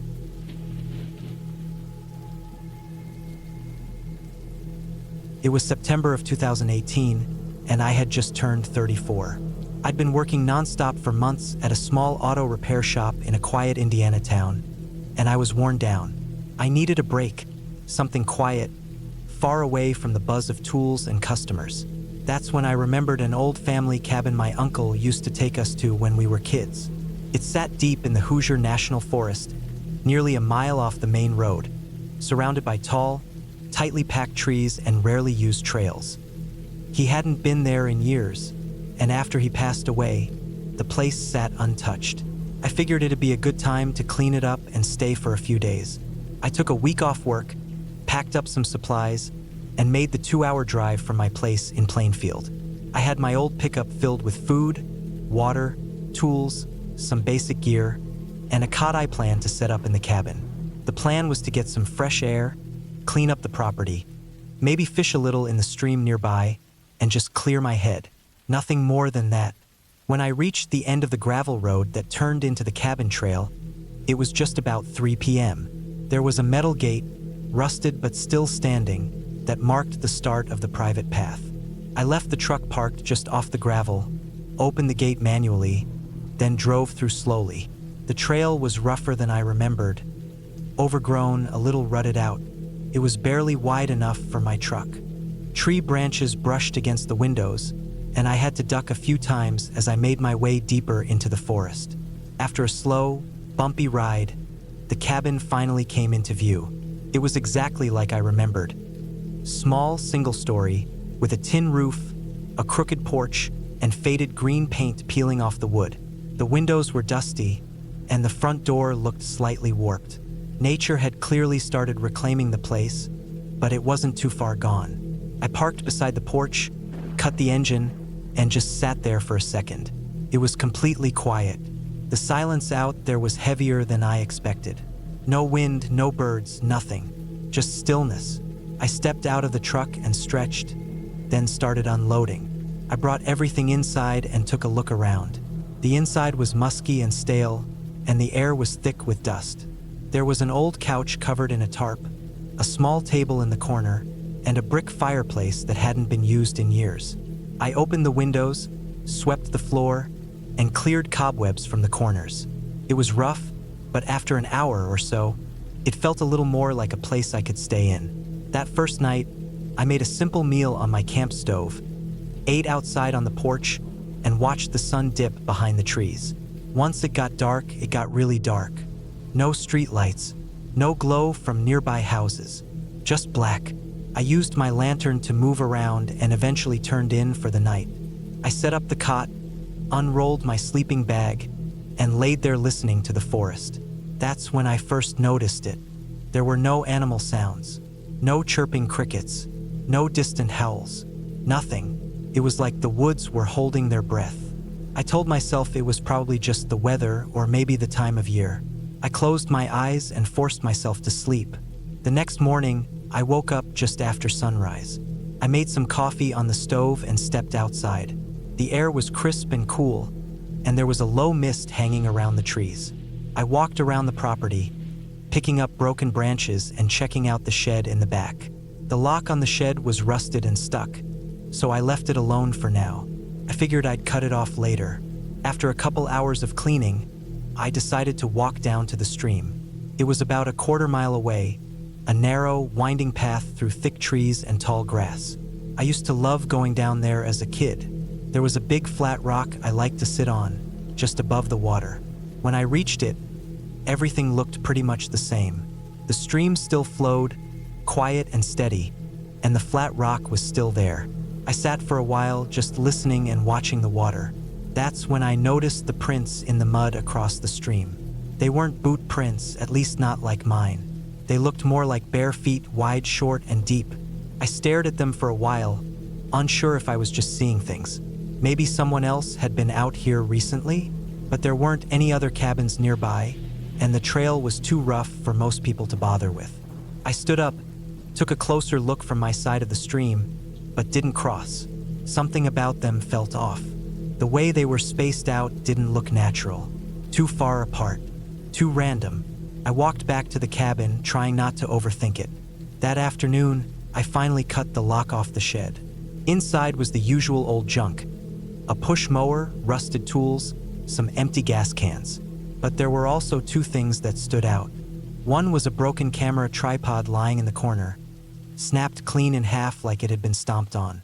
The other was a small notebook under an old tarp. It was moldy and torn, but I flipped through it anyway. Most of the pages were ruined, but some entries were still readable. They looked like notes from my uncle, stuff about repairs needed, weather conditions, random thoughts. But one entry near the back made my stomach tighten. Heard something near the shed last night. Heavy footsteps. Thought it was a bear, but no tracks. Not sure anymore. Won't stay out after dark. That night, I stayed inside once the sun dipped below the trees. I locked the door, kept my lantern close, and laid on the cot staring at the ceiling. Around midnight, I heard it. Footsteps. They were slow, deliberate, crunching leaves outside. They circled the cabin once, maybe twice. I didn't move. I didn't breathe. I just stared at the ceiling, listening. Eventually, they faded. The next morning, I checked outside. Nothing. No prints. No signs. Just leaves. I wanted to leave, but something made me stay. I told myself I was being paranoid, that maybe it was a deer or a raccoon. I tried to focus on other things, cleaned more, worked on the porch, but the silence never lifted. It was thick, unnatural. The fourth day, I woke up to the door wide open. I know I locked it. Nothing was missing. Nothing looked touched. But the door was open. I packed my stuff, threw it in the truck, and drove off that trail without looking back. I didn't stop until I hit the main road. I haven't gone back since. A few weeks later, I told a friend about it. He didn't say much, but he gave me a look I'll never forget. Like he knew something. The cabin's still out there. I still have the keys, but I don't think I'll ever return. Some places just feel wrong, and when they do, you should listen. I did just in time.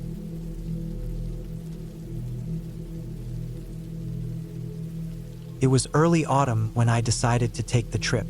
The kind of season where the air starts to bite just enough to make you appreciate the warmth of a fire. I had always wanted to go on a solo camping trip to clear my mind, get away from everything, and find some peace. No distractions, no one else around to remind me of the world I was trying to escape from. So, I packed my things: tent, sleeping bag, some food, and headed for a remote cabin in the woods near the small town of Coleridge. The place was isolated, with no neighbors for miles, and that's exactly how I wanted it. I arrived on a Friday evening. The cabin was older, not much more than a one-room building with a small porch. There was a wood stove inside, and the air smelled of pine and earth. I could already hear the wind stirring the trees, making them creak and whisper in the dark. It wasn't the sort of noise that would keep you awake, but it wasn't exactly comforting either. Something about the stillness of the area felt like it was holding its breath, waiting for something to happen. I didn't mind. I was here for peace, not for company. The first night was fine. I cooked some simple food over the stove, ate in silence, and then settled into the cot by the window. The forest outside was dense, the shadows thick as the sun sank low behind the mountains. I could hear the occasional snap of a twig or rustle of leaves, but it was nothing to worry about, just wildlife. I tried to sleep, but there was something about the way the wind howled through the trees that kept me awake. The howls were long and drawn out, almost like whispers. My mind started to wander, first to the mundane things like bills and work, and then to the heavier thoughts I had come here to escape. I thought about my past, my mistakes, and everything I'd lost. I was caught in a loop when the howling grew louder. It wasn't the wind anymore. It sounded different, closer. I got up to check the window, but I couldn't see anything out there in the dark. The trees were too thick, and the moonlight wasn't strong enough to cut through the shadows. I told myself it was nothing, just my mind playing tricks on me. But as I lay back down, I couldn't shake the feeling that something was watching the cabin. The second night was when things started to feel off. I was out by the fire pit, enjoying a rare moment of calm. The stars above were clear, and there was a crispness in the air that felt good. I thought I saw movement out of the corner of my eye, something darting in the trees, too quick to be a deer. My heart skipped, and I turned my head sharply, but there was nothing there. Just the wind, the trees, and the cold earth. I laughed it off. I was just jumpy, I thought. Being alone for too long in the woods can mess with your mind. But when I went back inside, I couldn't shake the feeling that something was wrong. The silence outside was too quiet now. No animals, no rustling leaves. The only sound was the crackling of the fire, which I had left burning low. Inside the cabin, I locked the door and double-checked the windows. I didn't know why I was so uneasy. It had been a long drive, and maybe I was just tired. But even as I tried to settle in, I kept hearing sounds. Scratching, light tapping. At first, I thought it was just the wind again or the house settling. But when the sounds started to get louder, closer, I knew something wasn't right. It was late, past midnight, when I decided to go outside again. Couldn't help it. I needed to know if there was anything at all out there.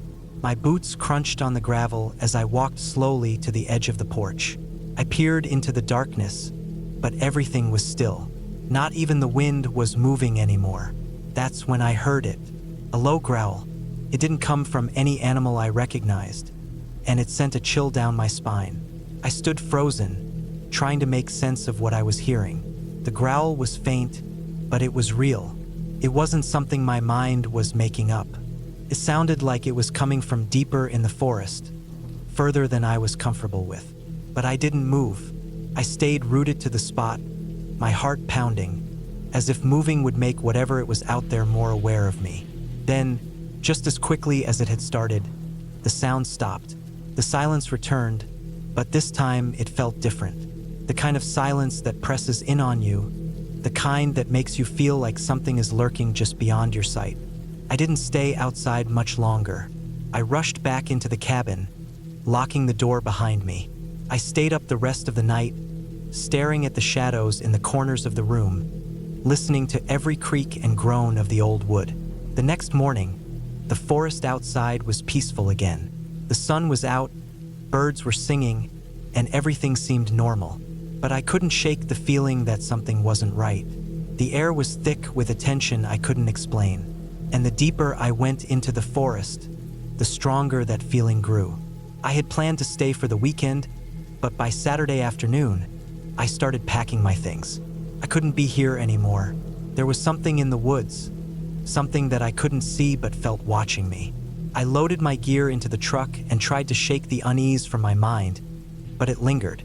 As I drove away from the cabin, I looked back one last time. For a moment, I thought I saw a figure in the distance, standing between the trees.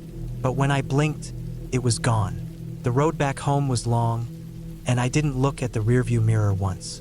I didn't want to know what might be following me.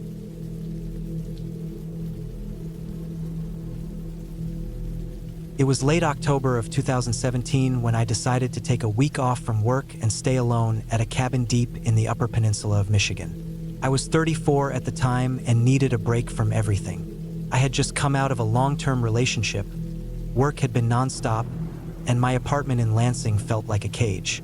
I wanted quiet. I wanted to not hear people, not see traffic, not have to answer messages or emails or anything. Just me and the woods.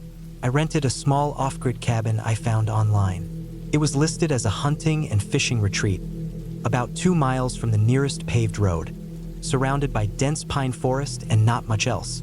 The pictures looked basic but clean. It had a wood stove, a small solar setup for lights, a cot-style bed, and a hand pump well outside. No cell service, no Wi-Fi. It was perfect. I packed enough food for the week, mostly canned stuff and dried meals, coffee, and a little camp stove. I brought warm clothes, a good sleeping bag, and some books. I also brought my hunting rifle, not because I was planning to hunt, but because it felt smart to have it.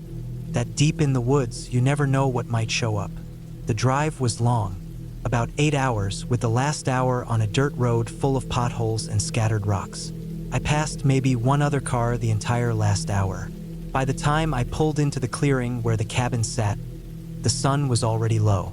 The place looked even smaller in person, but it had charm. The roof was tin, the walls dark wood, and there was a tiny porch with a single rocking chair. Behind the cabin was nothing but trees, thick, dark trees that looked like they hadn't been touched in years. That first night was quiet, colder than I expected, but the wood stove worked well after I figured out how to get it going. I sat in the chair reading until it got too dark, then climbed into the sleeping bag and listened to the wind outside. No cars, no voices, no phones. Just wind in the trees and the occasional creak of the cabin settling. The next few days were peaceful. I hiked the woods around the cabin, followed a small trail that led down to a creek, and watched deer pass through a few 100 feet away. I found old tree stands nailed into rotting trunks, probably from hunters who used to come out here more often. I saw no other people, no campsites, no cabins, nothing. But by the third night, something started to feel off. It wasn't something I could explain at first, just small things. I would wake up in the middle of the night and feel like I had heard something, like movement, not close but not far either. Once it sounded like a branch snapping. Another time, something brushed against the side of the cabin. I told myself it was wind, or animals, or just my mind playing tricks because I wasn't used to this kind of isolation. But then I noticed the footprints.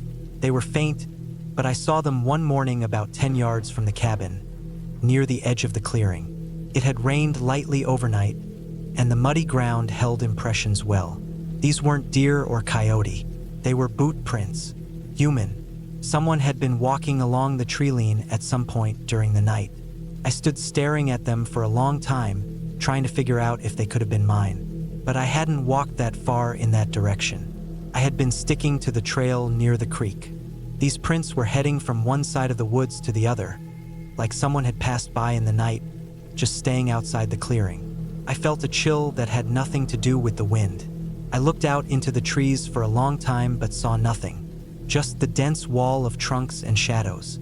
That day I kept my rifle close. I didn't go hiking. I stayed near the cabin and chopped wood for a while, trying to keep busy.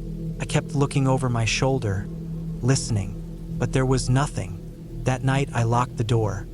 Not that it would do much if someone really wanted to get in, and moved the cot so it was against the wall farthest from the window. I kept the rifle loaded and leaned against the cot within reach. I left the stove burning low and tried to sleep. Somewhere around 2 or 3 a.m., I woke up to a sound. It was faint, but I could hear it clearly in the silence. Footsteps on the porch. Slow, deliberate. 1, 2, 3. Then the creak of the wood as weight shifted. I stayed completely still. My heart pounded so hard I thought it might give me away. I reached slowly for the rifle. The footsteps stopped.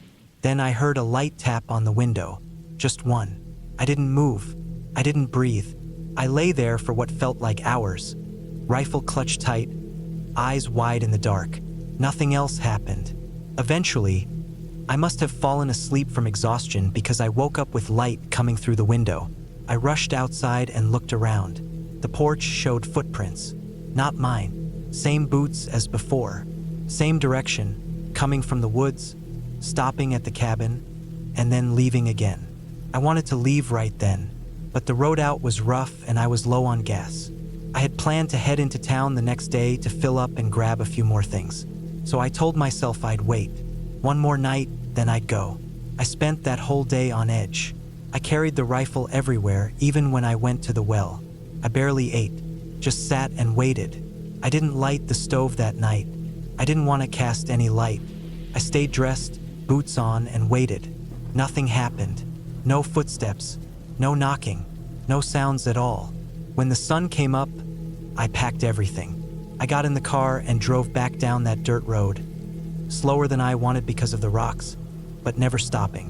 When I finally got to a gas station with cell service, I called the owner and told him someone was creeping around the cabin at night. He didn't seem surprised. Said the land used to be public back before he bought it. Said there were old hunting trails and maybe squatters still thought they had a right to be there. He told me he'd look into it. I never heard back. I didn't go back to that cabin. I didn't go back to the woods for a long time. I moved to a new apartment, closer to work, surrounded by people, by noise, by the hum of traffic and streetlights. I still think about those footprints sometimes. Whoever was out there never tried to break in, never did more than watch. But they came back, more than once. They stood close enough to touch the window, to see me through the glass, and I'll never know why.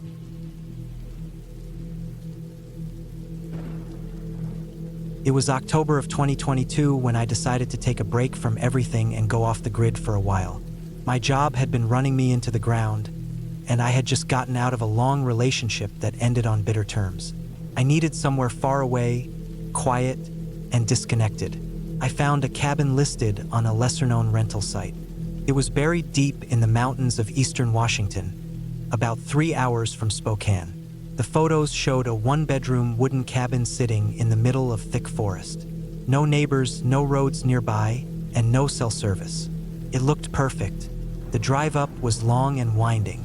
Once I got past the last town, the roads turned into gravel, then dirt. My old Subaru handled it okay, though it bounced more than I liked. I passed 1 or 2 signs for hiking trails but saw no other cars. The deeper I got into the woods, the more it felt like I was leaving everything behind. It was already late afternoon when I reached the final stretch. The trees closed in around the narrow path, their branches scratching my windows as I crept forward. Finally, I saw the cabin appear between the trees. It was smaller than it looked online, with moss growing along the roof and a stack of firewood leaning against one side. I parked in the small clearing out front and stepped out into the cool, pine-scented air. It was dead quiet. The only sounds were the wind in the trees and the faint creaking of wood as the cabin settled. I unlocked the front door and stepped inside.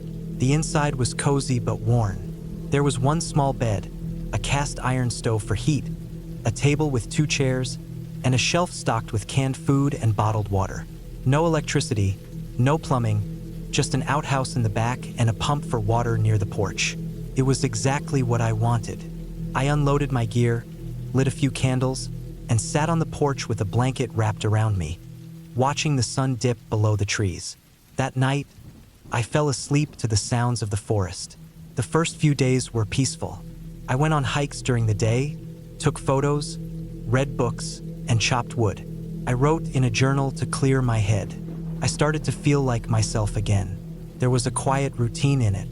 I even started to enjoy the silence, something I never thought I could do. The only odd thing was that I sometimes felt like I was being watched when I was out walking the trails. It wasn't constant, but now and then I'd feel that tightness in my chest, the kind you get when someone's behind you. I never saw anyone, though. No footprints, no voices, just that feeling. On the 5th night, I woke up to a sound outside. It was just past midnight. At first I thought it was wind, but it had a steady rhythm, like footsteps on dry leaves. I sat up in bed and held still. The sound stopped. I waited. Nothing. I got up, pulled on a hoodie, and went to the window. It was pitch dark out. No moon, no light. I couldn't see anything past the porch. I stood there for a while and then went back to bed, telling myself it was probably a deer or a raccoon. The next morning, I found something strange. Near the edge of the clearing, just before the trees began again, the dirt looked disturbed, like someone had been standing there. I walked over and saw what looked like boot prints. They were faint, but they were there. I hadn't worn anything with tread like that. I checked around the area and didn't see anything else out of place, so I let it go. Maybe it was my imagination. I made breakfast and tried to push it out of my mind. That afternoon, I went farther out on one of the trails. I brought my backpack, camera, and some snacks. The trail sloped down into a shallow valley before curving up again. The forest was thicker there, with fewer signs of human activity. I stopped to rest near a fallen tree and sat down to drink some water. As I sat there, I felt it again, that strange feeling, like I wasn't alone. I looked around and listened. Nothing, not even birds. That was the weirdest part. The forest is never truly silent, but it was. I decided to head back. The whole walk home I felt uneasy. I kept glancing over my shoulder. I didn't run, but I wanted to. I reached the cabin just before sunset and locked the door behind me. I started a fire in the stove and made a simple dinner. I told myself again that I was overthinking things, but I didn't sleep much that night. The next day was colder. The sky was overcast, and it felt like rain. I stayed close to the cabin and chopped some more wood. Midday, I went to check the outhouse and found something that made my stomach twist. The door was open, and someone had carved something into the inside of it. It was deep, rough scratches that spelled one word: noise. I stood there staring at it for a long time. I hadn't seen it before. I would have noticed. The scratches were fresh. I walked a circle around the cabin, looking for anything else strange. I found nothing. I didn't know what to do. I had no cell service. The nearest town was hours away. And even if I left, I wasn't sure I could find my way back easily on those roads. That night it rained. Hard. I sat in bed with my flashlight, listening to the sound on the roof. Sometime after midnight, I heard it again. The footsteps, but this time they came closer. I sat frozen, staring at the door. The footsteps stopped just outside the cabin. I heard breathing, not an animal. Slow, deep breaths. It lasted maybe a minute, then silence. I didn't sleep after that. When morning came, I opened the door and stepped onto the porch. The ground was soaked, muddy. I looked for prints, but the rain had washed everything away. I knew what I heard, though. I wasn't imagining it. Someone was out there. I packed my things. I couldn't stay. I loaded my car and started down the dirt path. The trees seemed tighter than before. I kept glancing in the rearview mirror. I made it maybe a mile before I had to stop. A tree had fallen across the road. It was thick, heavy, fresh. There was no way around it. I got out and checked it. No signs it was cut. It looked natural, but still the timing was too perfect. I had an axe in the back. I started chopping. Took hours. My hands were blistered. I was exhausted, but I cleared enough to squeeze the car past. I drove the rest of the way without stopping. When I reached the nearest town, I found a gas station and used their phone to call my brother. I stayed at his place for a few weeks after that. I never went back to that cabin. I reported what happened to the rental site, but they said the listing was no longer active. I looked it up again later. Nothing. It was gone. I still think about it sometimes, about whoever was out there. They didn't try to break in. They didn't attack me. They just watched, left signs, waited. I don't know what their goal was. Maybe they just liked the fear. Maybe they were testing how long I'd last. I don't know, but I left, and I never went back. That was enough for me.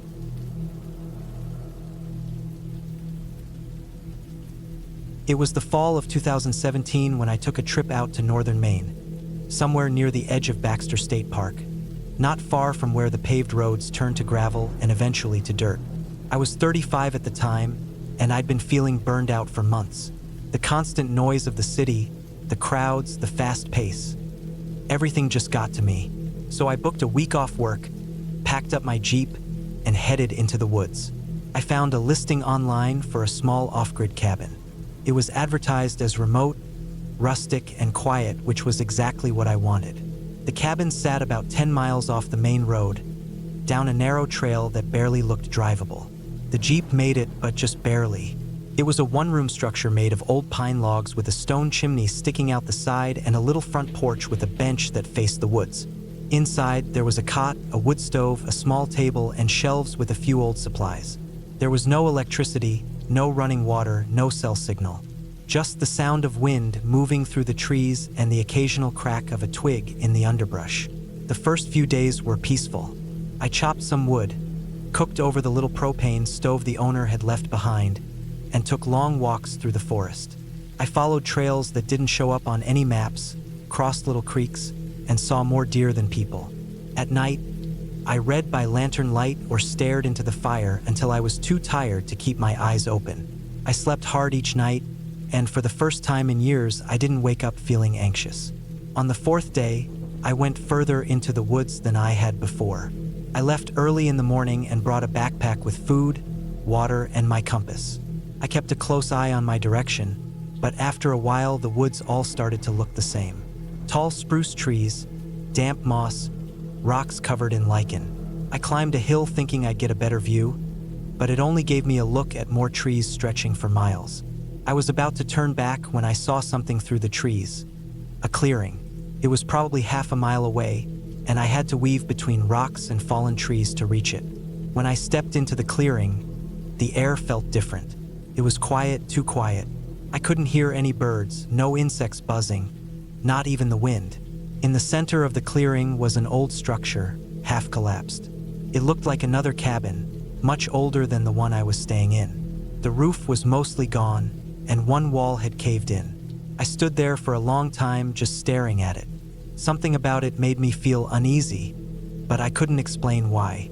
I took a few steps closer, looking at the dark opening where the door had been. Inside, there were broken boards, bits of old furniture, rusted cans, and a collapsed bed frame. I didn't go in.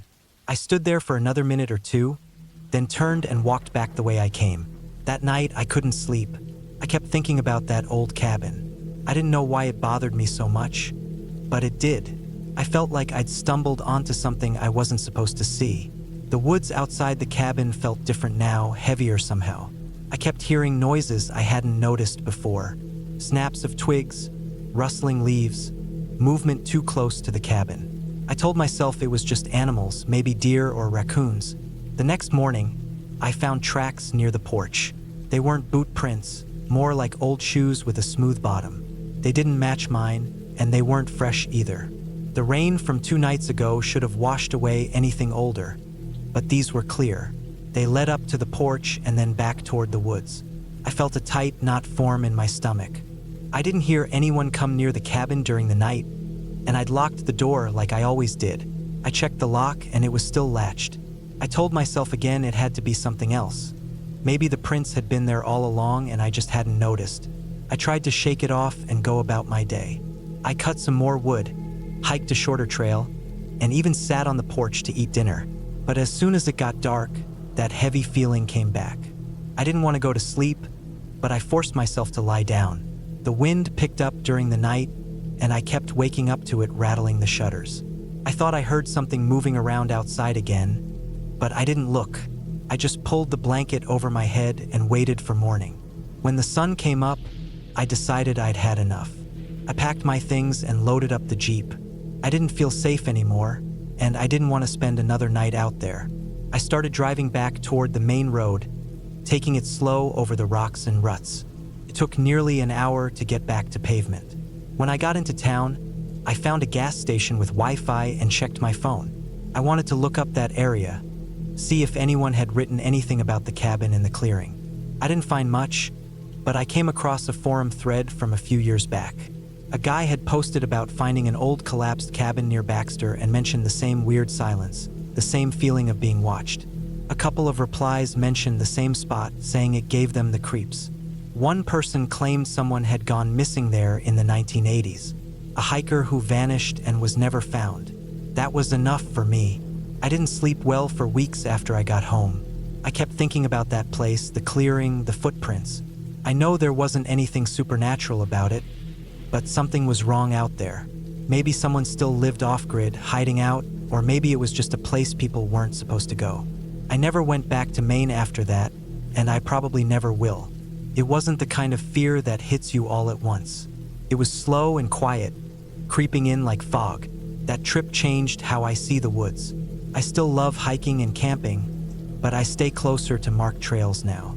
I stick to places with other people nearby, because sometimes it's not ghosts or monsters that you need to worry about. Sometimes it's just a place that feels wrong, and that's more than enough.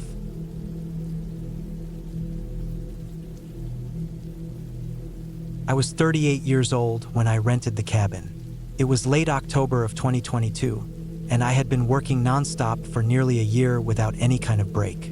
My job in construction management kept me moving between work sites all over Ohio, and by the end of that year, I felt like I was going to crack. I needed time away from cities, traffic, noise, and especially people. A friend had told me about a secluded place up in northern Michigan, near the edges of Huron National Forest. It was privately owned, tucked down a rough dirt road, and sat on a narrow strip of land between 2 forested hills. There were no other cabins nearby, just trees, some deer trails, and a lake that was cold year-round. I booked it for 10 days. It took me about 7 hours to drive up from Dayton, and by the time I reached the cabin, it was already late in the afternoon. The sky was turning gray fast, and the air smelled like wet leaves and cold pine. The gravel road leading to the property was narrow and soft in some places, the kind of road that gets real muddy after a day of rain. I passed through maybe 3 miles of dense woods before I even saw a clearing. The cabin itself was older than I expected but solid. It was a single-story place with weathered cedar siding, one front window, and a small porch facing the lake. The inside had a small kitchen with a propane stove, a wood-burning heater in the center, and a small bathroom off to the side. The bedroom was barely large enough to fit a full-size bed. No cell service, no internet, no landline. I brought a crank radio just in case. The first couple of days were exactly what I needed. I fished, read, and just sat outside in a chair watching the fog roll over the lake in the mornings. The quiet was unreal. I slept better than I had in months. The only sounds were birds, the wind, and the occasional splash in the water. By the third day, I noticed the air had turned sharper. It wasn't snowing yet, but the wind was cold enough that I had to keep the fire going at night. On the fourth night, things started to feel a little different. It was around 2 a.m. when I woke up to a noise. At first, I figured it was just the heater clicking as the metal cooled, but this sound was outside. It was faint, but I was sure it was the crunch of footsteps, slow and uneven, like someone stepping through leaves. I sat up in bed and listened hard.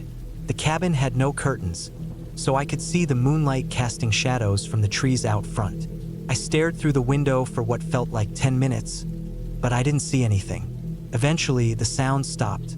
The next morning, I checked around the property. There were some tracks near the side of the house, but it was hard to tell if they were animal or human. It had rained a little the night before, so the prints were shallow. I tried to brush it off, told myself it could have been a deer or maybe a raccoon. But after that, I started locking the door and keeping my hatchet next to the bed. On the 6th day, I hiked out to a ridge about 2 miles from the cabin. There was a rough trail that led through thick woods and ended at a high overlook above the lake. I spent a couple of hours out there, just soaking it in. On the way back, I got the feeling someone was watching me, that prickling sensation on the back of your neck. I stopped several times to scan the trees, but I didn't see anything. That night, I didn't sleep much. The next morning, I found something weird on the front porch, a pile of small rocks stacked in a neat little tower right next to the door. There were 7 stones, each smaller than the last, balanced perfectly. I hadn't built it. I hadn't even gathered any rocks since I got there. That shook me a bit. I knew it was probably just someone messing around. Maybe a local. Maybe someone else knew the cabin was rented and wanted to screw with whoever was staying there. I told myself it didn't matter, that I was leaving in 3 days. But the next night was worse. I was up late reading near the fire when I heard the sound again, this time clearer. Definite footsteps. Not heavy, but not light either. Deliberate. I turned off the lamp and crouched by the window. I waited. The footsteps stopped near the front porch. I didn't breathe. After maybe a minute, I heard the soft thud of something being placed against the wall of the cabin. Then silence. I stayed up the rest of the night, sitting near the door with my hatchet.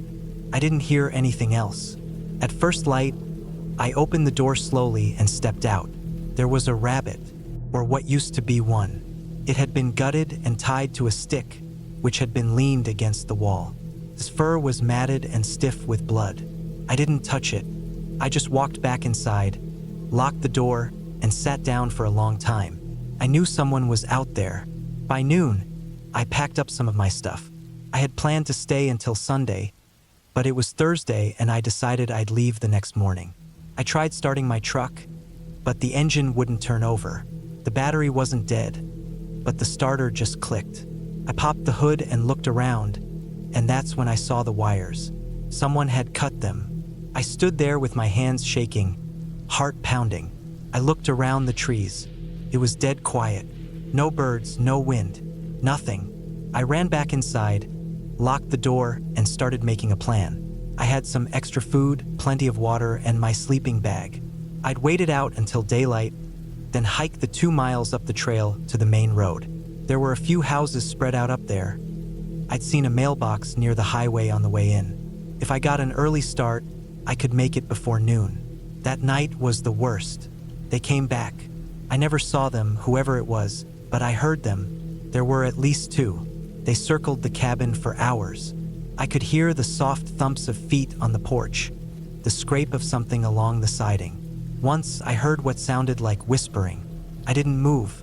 I kept the fire low and stayed in the shadows, clutching the hatchet. Around 3 a.m. it stopped. I waited until dawn. As soon as the light came up, I grabbed my pack and bolted.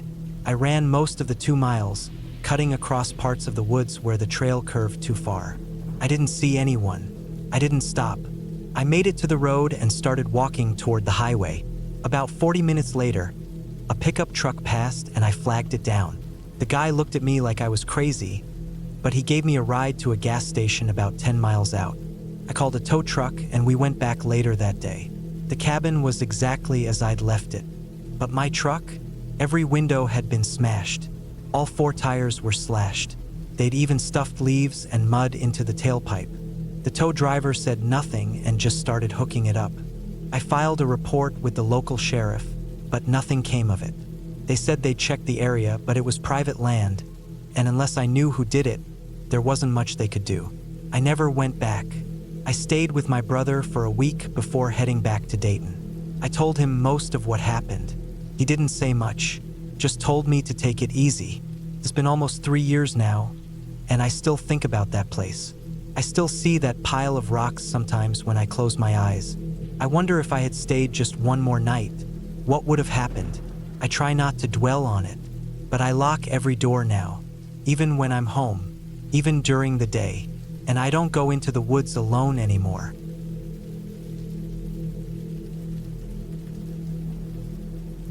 It was the second week of October, 2019. I had just turned 32 a few weeks earlier, and I remember wanting a real break from everything.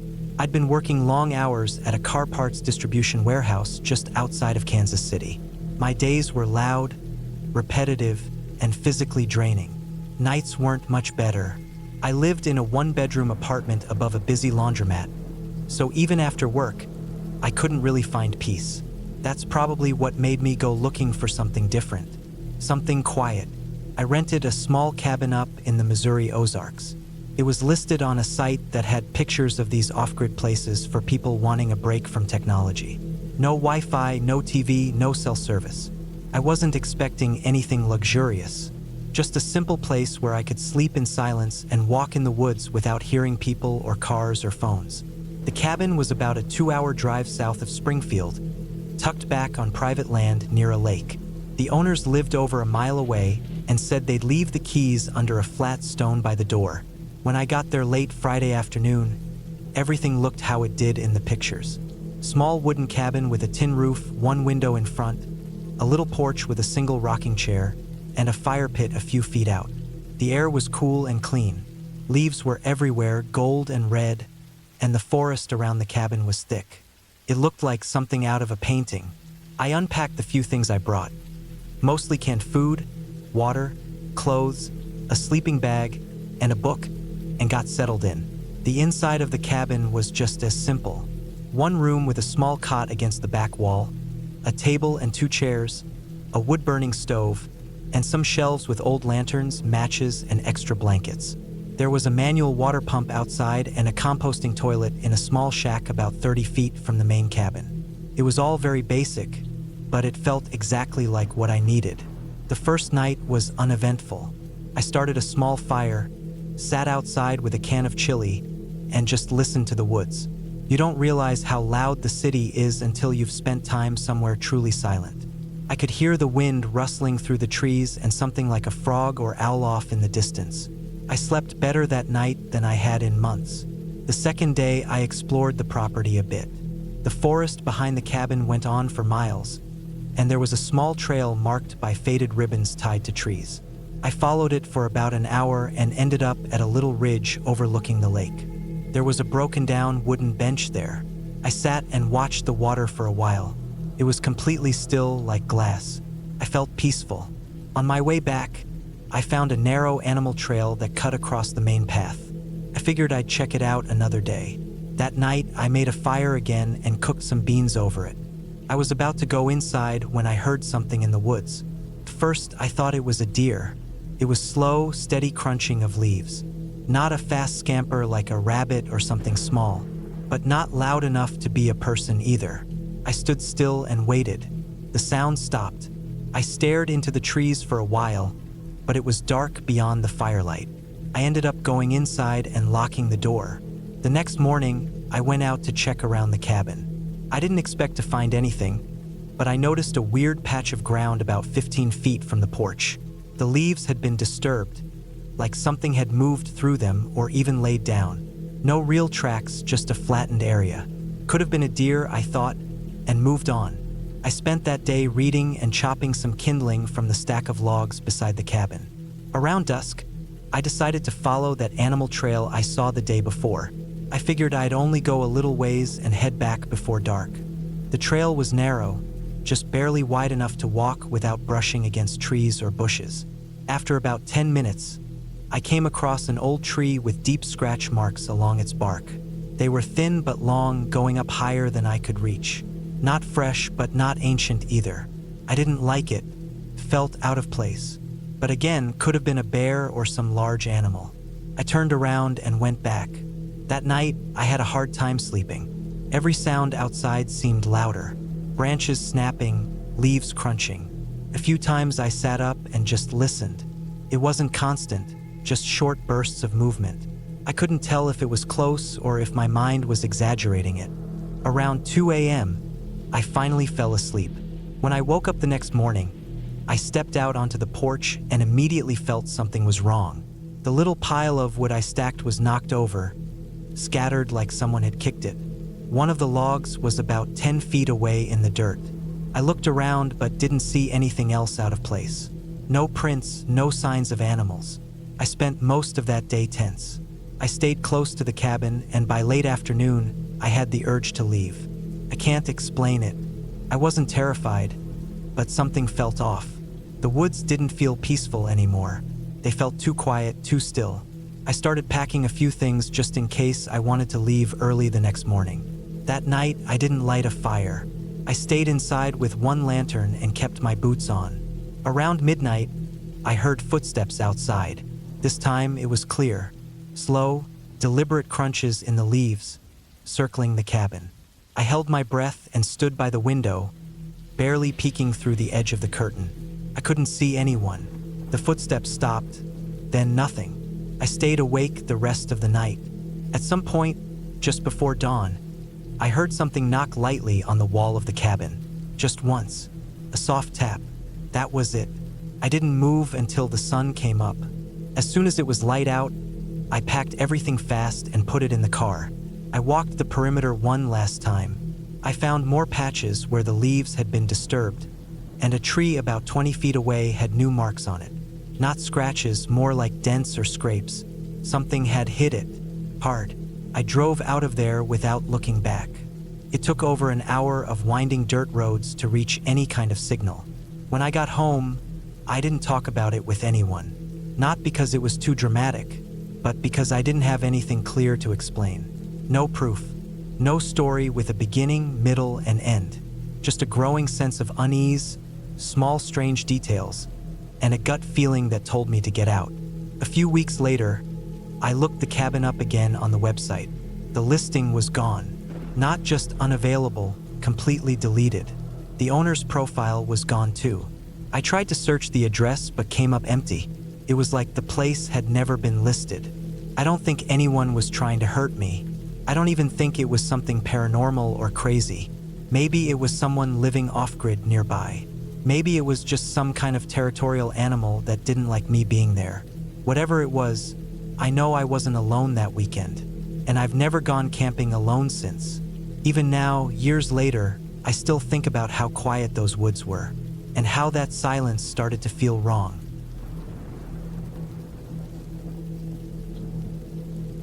It was the fall of 2013 when I decided to take a break from everything. I had just turned 36 and I was feeling burnt out. I'd been working as a freelance mechanical engineer for nearly a decade, and while the money was good, The constant grind was wearing me down. I was living in Dayton, Ohio at the time, and I remember thinking I just needed a place with no cell service, no noise, and no people. Something quiet, something isolated. So, I rented a cabin in the Appalachian foothills in eastern Kentucky, a good 5-hour drive from where I lived. I found the place through a website that listed old hunting cabins, most of them deep in wooded areas. The one I picked was about a half-hour outside a tiny town called Ashton. It was a one-bedroom, single-floor log cabin with a front porch, a stone fireplace, and a generator for electricity. There was a pump outside for water and a wood stove for heat. No Wi-Fi, no TV, barely any cell signal. Just what I needed. I arrived on a Thursday afternoon in mid-October. The air was cold and dry, and the trees were full of orange and red leaves. The gravel road leading to the cabin stretched on for what felt like forever, winding deeper into the woods with each turn.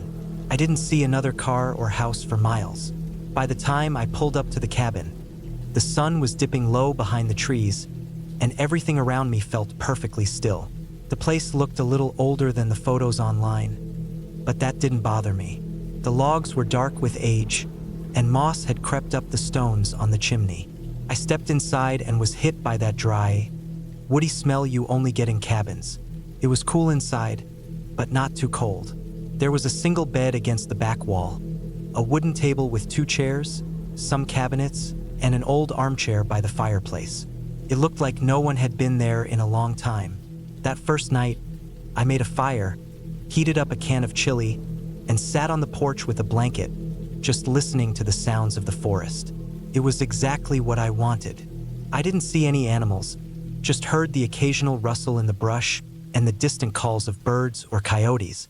It was peaceful, but there was a weird feeling I couldn't shake.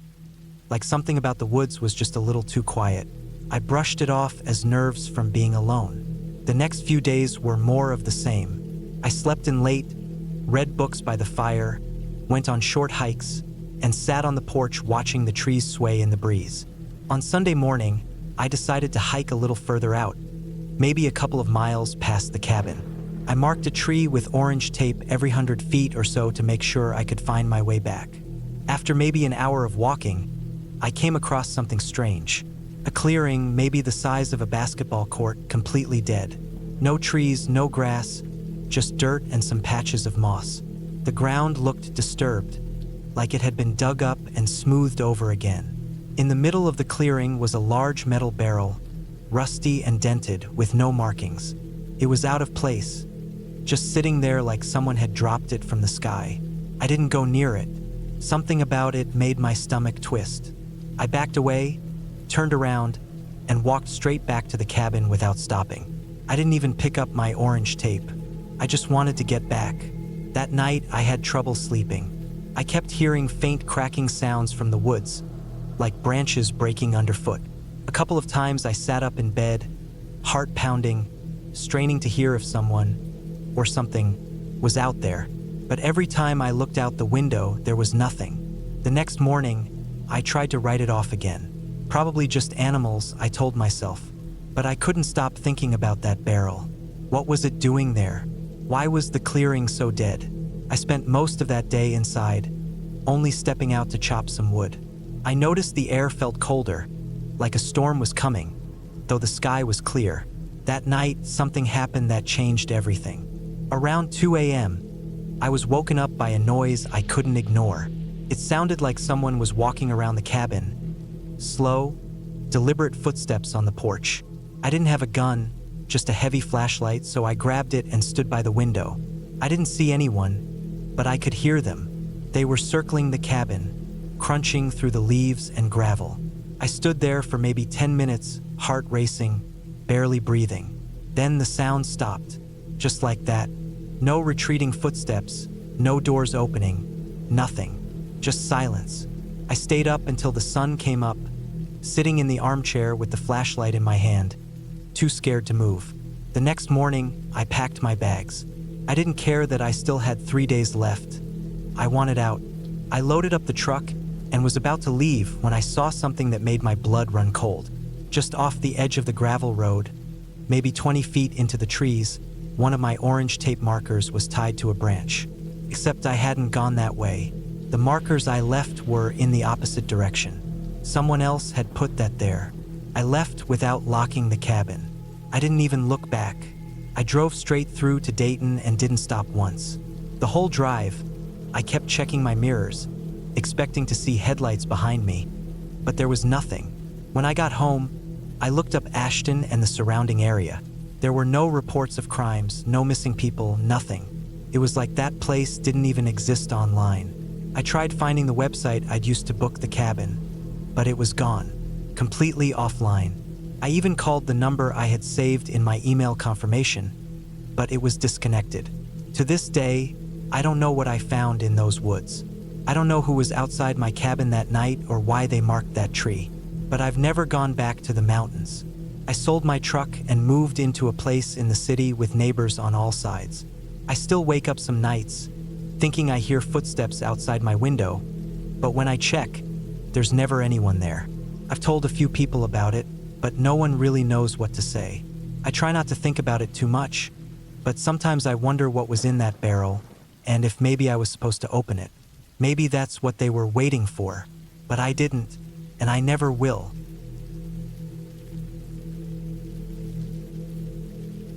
It was the summer of 2019 when I decided to take a short break from work. I was 31 at the time, living alone in Evansville, Indiana, and doing freelance carpentry and home renovation. Work had been nonstop for months, and I needed some peace and quiet. I figured a few days in the woods would help me reset. I wasn't interested in camping in a tent, though. I wanted a roof over my head and 4 walls around me. So I looked around and found a small cabin for rent deep in the woods outside of Hodgenville, Kentucky. It was cheap, out of the way, and surrounded by nothing but trees. Perfect. The listing described the place as an old hunting cabin built in the 1960s, updated in the early 2000s. It had no running water, but it did have a wood-burning stove, a generator for electricity, and an old hand pump outside for water. I packed light, some food, water jugs, tools, a sleeping bag, and a notebook. I didn't tell many people I was going, just my brother in case something went wrong. I left early on a Wednesday morning, driving south for a few hours through winding roads and thick forest until the GPS showed I was close. I turned off the highway onto a gravel road, then onto an even smaller dirt path. It was about 5 miles into the woods before I finally saw the cabin. It sat in a small clearing surrounded by tall trees. The siding was weathered and dark from rain over the years, the roof slightly sloped and mossy. There was a single wooden step leading to the porch, which creaked under my weight. The door was stiff, and the lock took some jiggling, but it opened eventually. Inside, it smelled like old wood and ash. There was a single room with a cot, a small table, a few chairs, and shelves along the wall. The wood stove was in the corner. No frills, just what I needed. I unpacked my stuff, checked the generator, and started a fire in the stove to chase off the damp air. The place warmed up fast. I spent the rest of the day walking the area around the cabin. It was quiet. No traffic noise, no people, just birds, bugs, and the wind. I didn't even have cell service. That first night was uneventful. I ate some chili, read a book, and fell asleep early. The cot was hard, but I didn't mind. The second day, I chopped some firewood, gathered kindling, and boiled water over the stove to wash up. In the afternoon, I hiked a little deeper into the woods. I found a narrow deer trail leading up a hill, so I followed it. At the top, I found an old stone foundation, maybe from a long-gone house or barn. It was half buried under brush, and trees had grown up through it. I sat there a while, looking out over the woods. No sign of people anywhere. Felt good to be disconnected. That night, though, I had trouble sleeping. Not from fear, just restlessness. I kept thinking about that old foundation. Something about it felt off. I tried to shake it, but the feeling stuck with me. Around 2 a.m., I got up to use the bathroom. There was an outhouse a little ways from the cabin. I took a flashlight and walked the short trail. The night was still. Too still, almost. Not even crickets. Just silence. I did what I needed and walked back quickly. When I got inside, I bolted the door and listened. Nothing. The next day, I woke up feeling tense. I didn't have a reason, just that same off feeling. I tried to brush it off and went about my day. I hiked again, this time in a different direction. I didn't find much, just trees and a dry creek bed. But when I got back to the cabin, I noticed something odd. My sleeping bag had been moved, not by much, but enough that I could tell. It had been unzipped and folded back. I stood there for a long time, staring at it. I hadn't left it like that. I checked the door, still locked. The windows were shut and latched. Nothing seemed missing. I told myself maybe I had done it and forgotten. Maybe I was tired. But that didn't sit right. That night, I barely slept. I kept the flashlight in my hand and the hatchet I brought next to the cot. Every little noise made me jump. The fourth day, I decided to leave. I didn't have proof anyone had been there, but my gut told me something wasn't right. I packed my gear, locked up the cabin, and started driving back down the dirt path. I was about 2 miles in when I saw the tire tracks. They weren't mine. They were fresh, still soft in the dirt. They led off into the woods, down a narrow path I hadn't noticed before. I stopped the truck and stared at the tracks. Something about them made me feel sick. I didn't get out. I just kept driving. When I got back home, I called my brother and told him everything. He didn't laugh. He just said I did the right thing leaving. I couldn't stop thinking about the sleeping bag, the silence, the tire tracks. A few weeks later, I went back online and checked the listing for the cabin. It had been taken down. Curious, I did some digging. The cabin had been owned by an older man who passed away in 2018. It had sat empty for over a year before being listed for short-term rental. No one lived nearby. The closest house was about 5 miles away. There had been no complaints, no issues reported. But when I looked up news from the area, I found a small article about a missing hiker from back in 2017. A man in his late 30s, last seen hiking in that same forest. Never found. It was a short article, barely a paragraph long. I don't know what happened to him. I don't know if it had anything to do with that cabin. But I do know I'll never go back. Some places feel wrong for a reason. Sometimes it's not about what you see, but what you don't. I still go out into the woods sometimes, but I stay closer to towns now. And I never stay overnight in old, isolated cabins anymore. I learned that trusting your gut isn't weakness, it's survival.